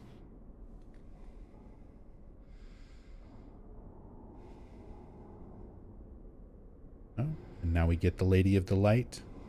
Photo of the statue when it was originally unveiled. The unveiling of one of two statues commemorating the local folk tale. There are supposed to be two.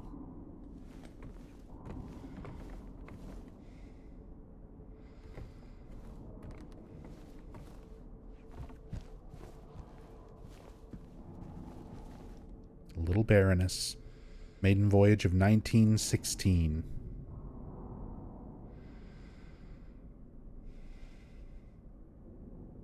And there is an entire game expanding on the little bits of story we get about the Little Baroness from Silent Hill 2. And that is the Silent Hill arcade game, which is unfortunately very rare these days. It's hard to get it, even to, like, there's not like a proper emulator for it. There is a fan-made PC port that is very janky and doesn't even work on most modern computers, but yeah, the Silent Hill arcade game. Very interesting, unique. It's basically a rail shooter. It's like House of the Dead, but with Silent Hill monsters. But it's interesting that it, you know, took something like the Little Baroness, just mentioned a couple of times in the original Silent Hill 2, and expanded all of that into not the worst story. It's decent. The voice acting is about on par with House of the Dead. The new clock.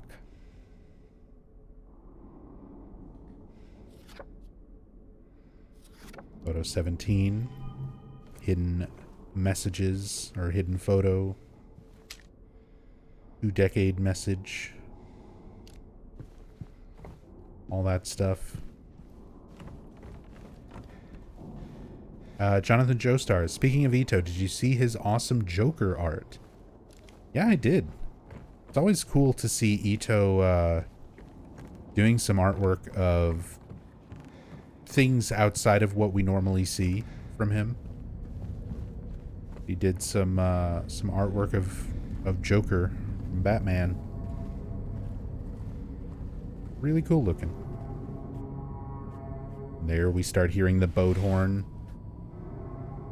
The fog horn, alluding more to that Little Baroness incident.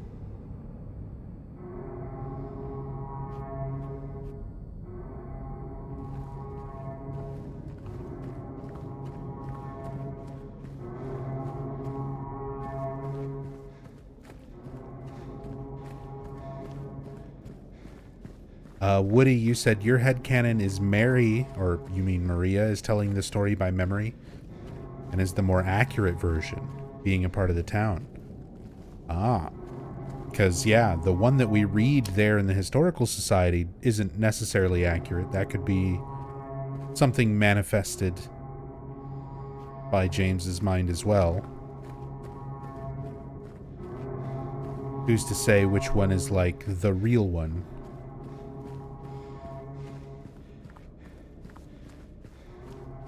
All a matter of perspective.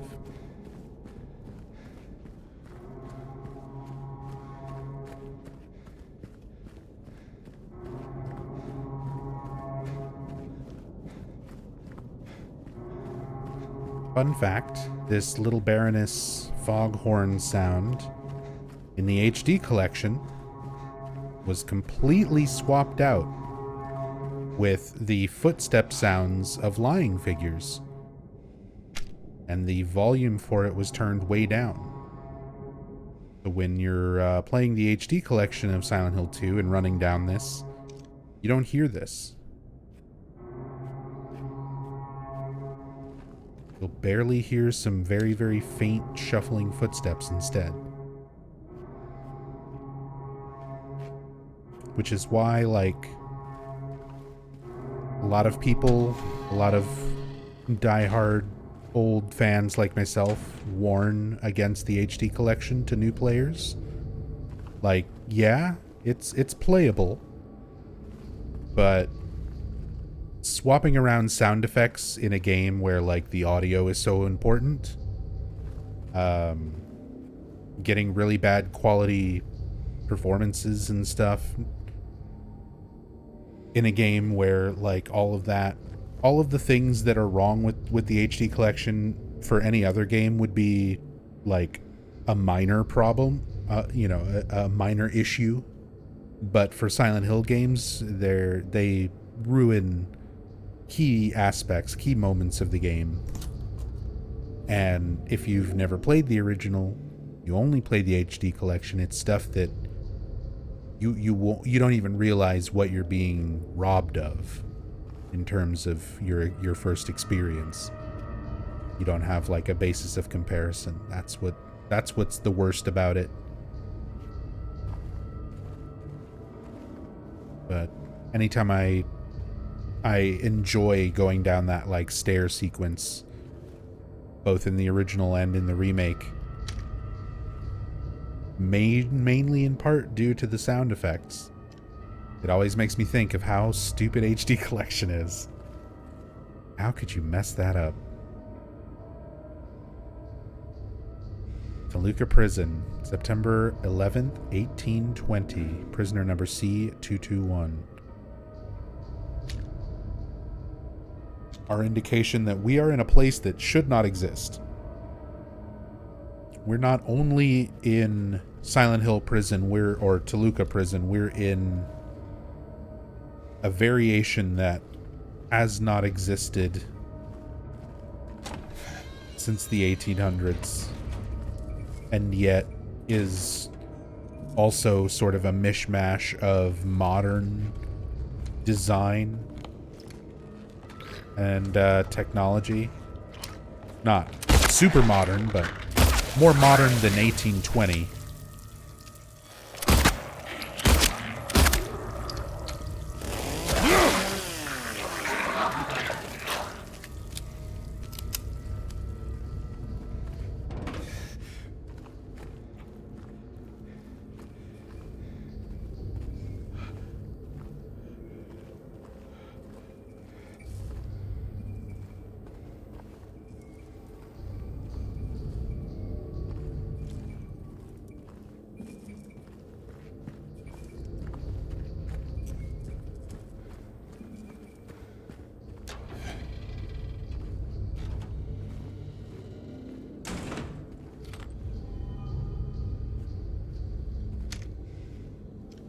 We've got this little room recreated. Now we can actually properly examine these things and look at them closer than we could in the original. Crimson and White Banquet for the Gods. Again, showing cult members, executioners from the town's past. Death by skewering, an execution at the prison. Death by skewering or strangling. To choose his death is the prisoner's last taste of freedom. Emphasis on even prisoners get to choose their own death, something Mary did not get.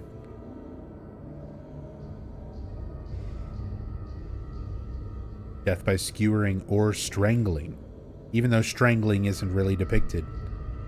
That's more James projecting that, I think, than something that is meant to be there. Pseudo point, did they remake the ritual room? Can you still hear the creepy ritual voice? Yes.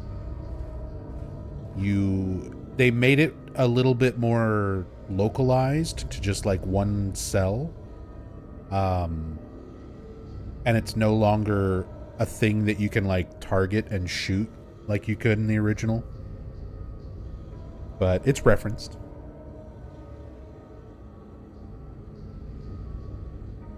Toluca Prison Camp, built in 1862. But we just saw a note for 1820 before the camp. Camp was used to house prisoners during the American Civil War, converted into Toluca Prison in 1866.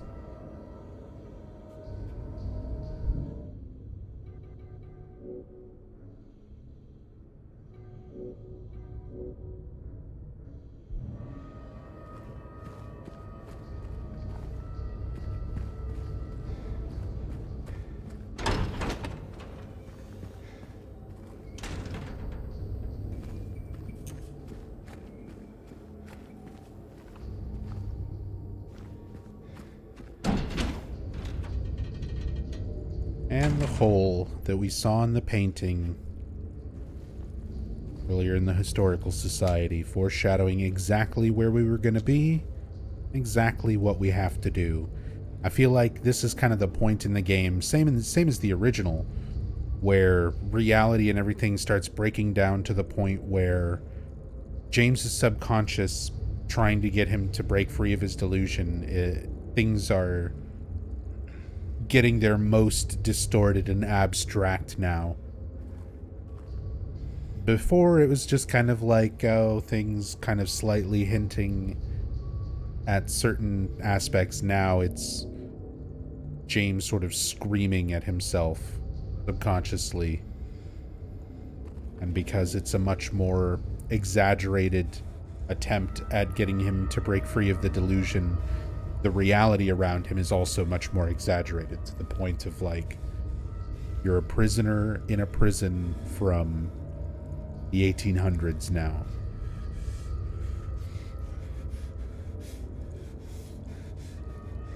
And Eddie's there. And Eddie and Angela are there too. Because why not?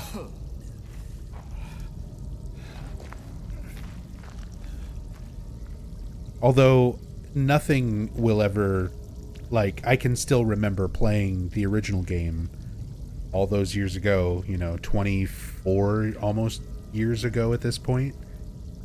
Getting to like this point in the game, in the OG for the first time in 2001, and really just being like, what the fuck is going on now? Like, you kind of get a sense of like what's going on, a little bit of what's going on in the story, but you still don't have the big reveal. You don't still have a lot of more direct information until the very end, like hotel segment in the OG. So by the time you're getting to like the prison and the labyrinth, things are just so chaotic.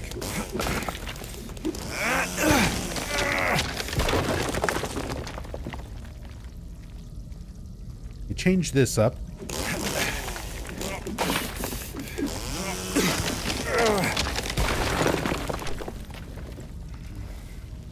So you have to find where the door is. In the original game, you had to examine every part of the wall to try to find one where the description of the wall when you're investigating it is different. James will comment that it's more hollow. And then you can hit it with a melee weapon. It makes a different sound when you hit it. And you hit it enough, and the wall breaks away and reveals the door. Now, I guess because all of those mechanics are completely changed or different, or not in this game, they instead make it several breakable walls, and only one of them has, like, the door behind it.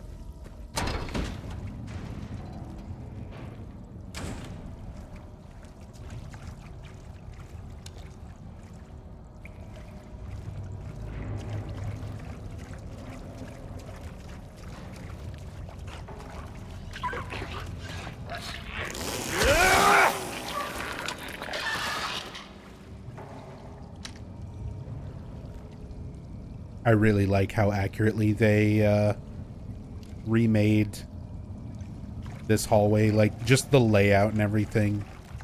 Stepping down from this door into the like ankle deep water, coming around this corner, having the door ahead, the door on the right.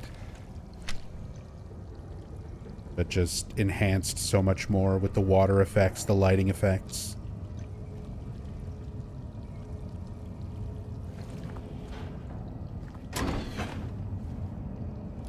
Yeah, there's certain moments where this game recreates things so accurately. Like, they know when and where to kind of change certain things, and then other times to leave certain things down, like right down to the layout. You know, exactly as it was.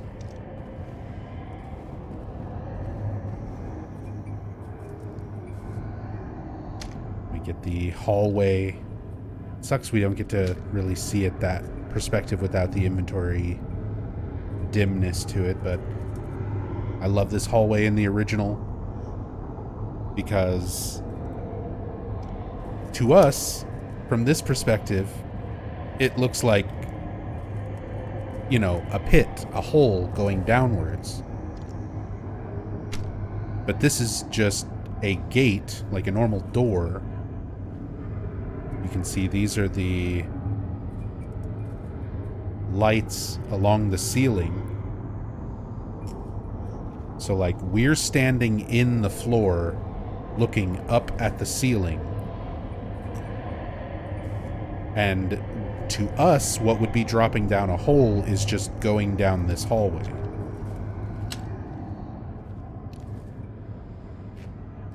But they're able to do this switch in perspective here so well.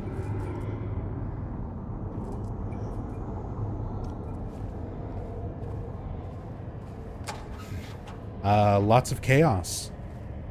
Asks, is Eddie and Angela part of James's Silent Hill? Is Eddie and Angela part of James's Silent Hill, or are they real within their own reality? I've always been confused on who is real and not, especially with Laura. A lot of people are confused about that. It's something that developers have stepped in and commented on to clear up the confusion for those kind of aspects of the story. So, according to the developers, Eddie, Angela, James, Laura are all real. They're all intended to be actual living, breathing characters in their own respective worlds. Now, what they're seeing, how they're perceiving reality, a lot of that is left open to interpretation, how they interact with each other, how they see each other, how they see the world around each other, when they're alone, when they're around all of that stuff is more vague and nebulous. We can get into discussions about, but as far as like who's real and who's not, they're all intended by the developers to be real characters, with the exception of Maria. Maria is a manifestation of the town. She is created from James's desires for a healthy Mary, a healthier, more ideal version of Mary. And the town creates Maria as a reaction to that thought, to that wish in James's subconscious mind. But everybody else, all the other characters, are meant to be real.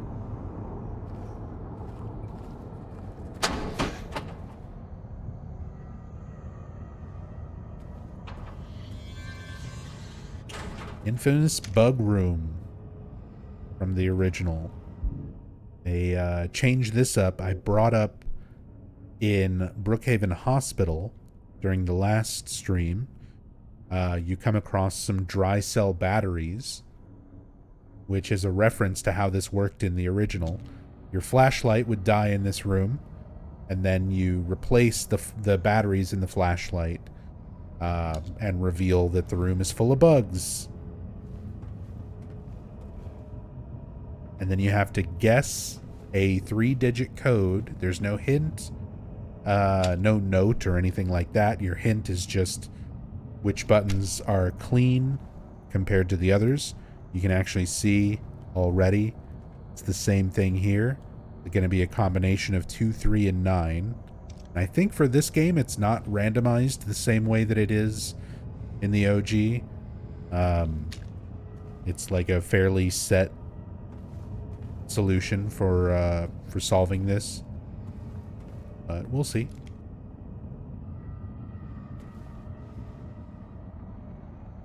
Like how the red light in the room changes intensity.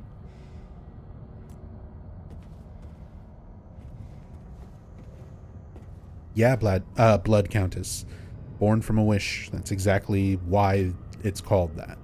Maria is born from James's wishes.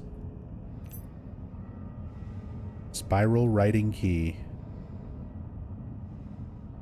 I like that you can actually see the writing. Leadeth thee to purgatory. 'Tis doubt which leadeth thee to purgatory is written on the key, spiraling around it. Looks like a drill bit.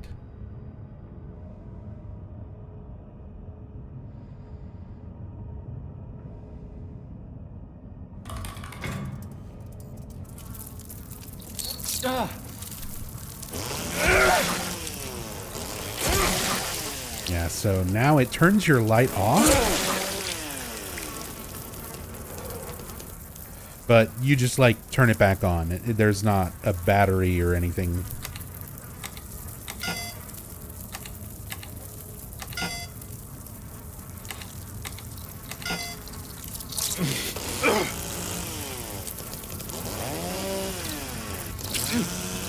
Where is it? I'm like, I'm taking damage. I hear them chirping.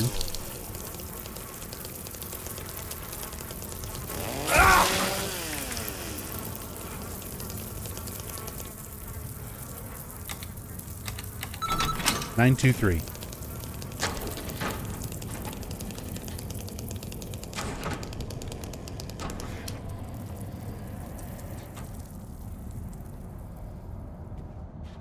And then you go back in, the bugs are all cleared out.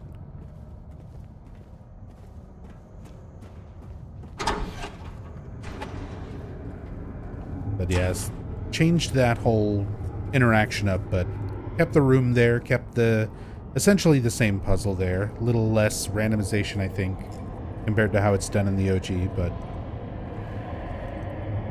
then we have this. And once you have the key, there's like this sound effect now. Like rushing wind. Spiral writing key. The cylinder is engraved with the text, "'Tis doubt which leadeth thee to purgatory."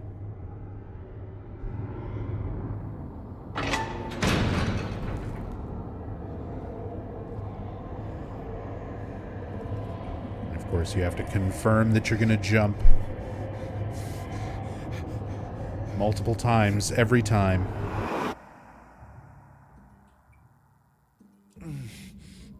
The original, it made you select, like, yes or no.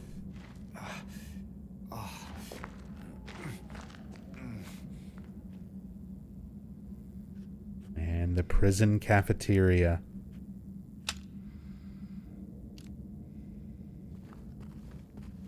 One of the creepiest scenes in the OG with Eddie. You really, like, you already know, I kind of feel, interacting with Angela and Eddie, that there's something kind of off about them from the first cutscenes you have with them.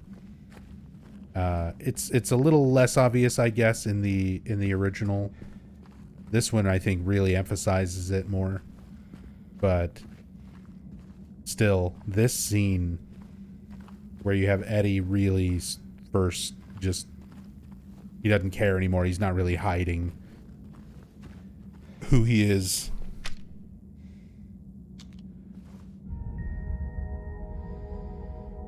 We get our callback moment. The tablet of the gluttonous pig. You had in the original 3 tablets that you needed to find. The gluttonous pig, the oppressor, and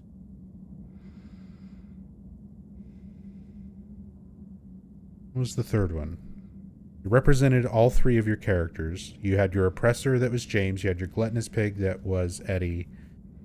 And is it prisoner? I was going to say prisoner, or seductress. The seductress. Prisoner is the coins in the apartments.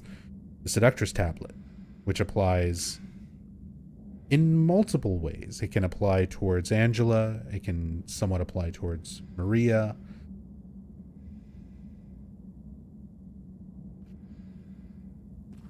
But little references to those original tablets. We also have the painting, same as the original. Or same concept as the original. This is the room that we're in. This is the prison cafeteria that we're standing in.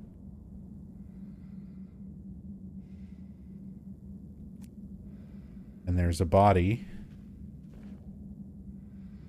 on the table there, covered in blood, just as there is here. But you can see the one here, sitting over there, looks different. Whereas this one, in the painting, has a green jacket, blonde hair, looks very much like James.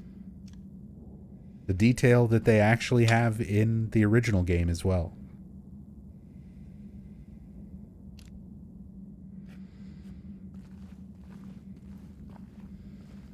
That's the sort of stuff that I'm happy to see Bloober take the time to keep included, to make note of. It's a very specific detail to like recreate and include. It shows they did more than just like surface level research.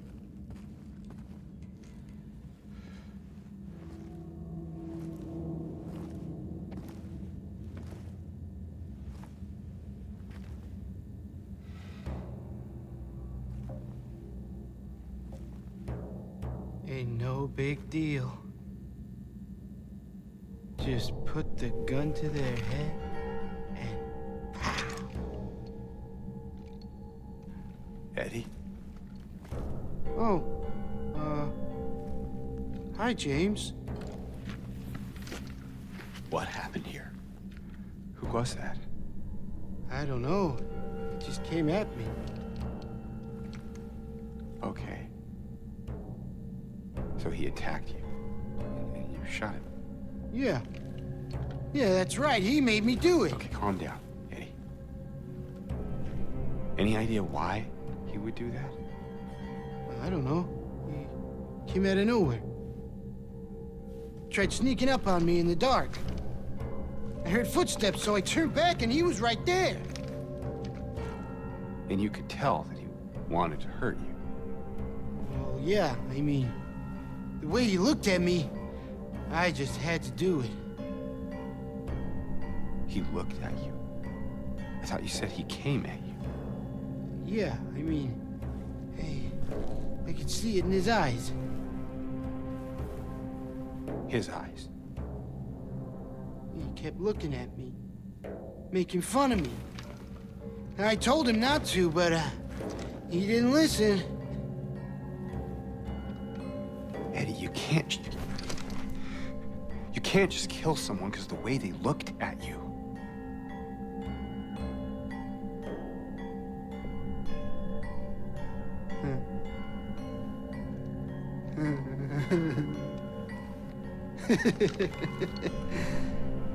You should see your face, James.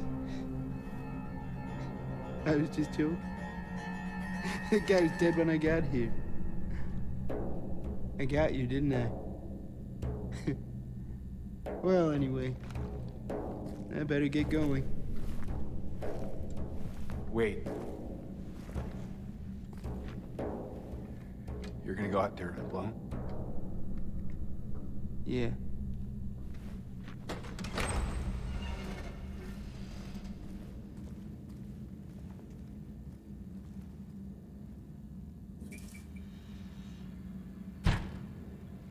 Good scene. Good scene. Well done with like recreating that moment with Eddie, having that personality switch, the music and everything for that scene, you know, just as creepy as possible. We get a little bit more kind of implication as to what Eddie's other world is like. The bullies manifesting and making fun of him, as well as an aspect of cold. We start seeing, well, we've been seeing all throughout the game, any of the interactions with Eddie. Whenever we see Eddie, you see Eddie's breath. Like, he's eating ice cream in the theater, and you can kind of attribute it to like he's eating something cold, or in the apartments. But you always see Eddie and his breath as visible as though it's like very cold, whereas like you don't see James's if he's supposedly in the same place with the same temperature. We see like that cold thing, you know, pipe blasting down above the corpse, leaving all the ice behind, kind of building up towards Eddie, and the final confrontation being in a freezer.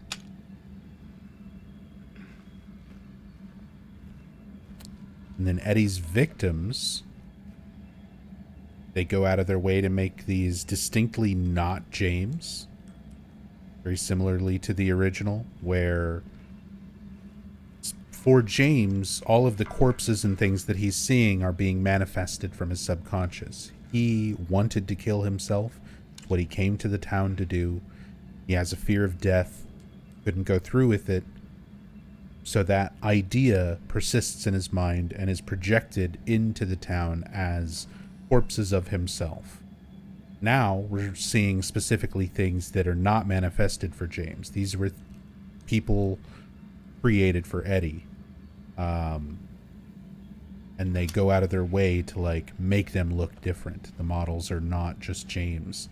But once we get to the freezer section and fight Eddie, we sort of see Eddie's otherworld and James's otherworld interacting, overlapping with each other. So Eddie is acting like he's seeing these bullies that have been constantly coming after him and making fun of him, that he has to keep killing over and over. Whereas the player, you're seeing the James corpses at that point.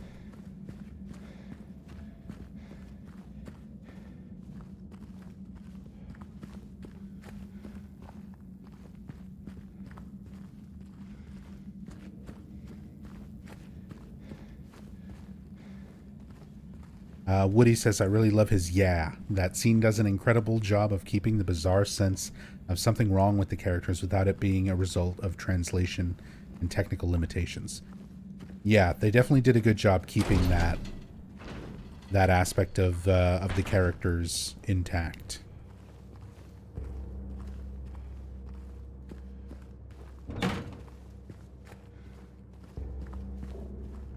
And again, I think they did a really good job with the performances, especially for Eddie, because Eddie is two performers.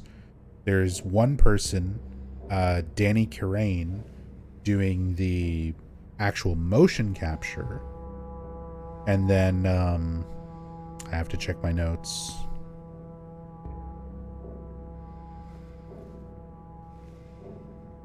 Scott Haining, who's doing the actual voice. So Scott Haining's recording the voice and Danny Carane was doing all the mocap. Every other character, it's the same actor who's doing the mocap and the voice. So like they're performing the scenes essentially multiple times. But Eddie, they went a different route with it. They did the mocap with Danny and then had Scott come in and do the voice separately.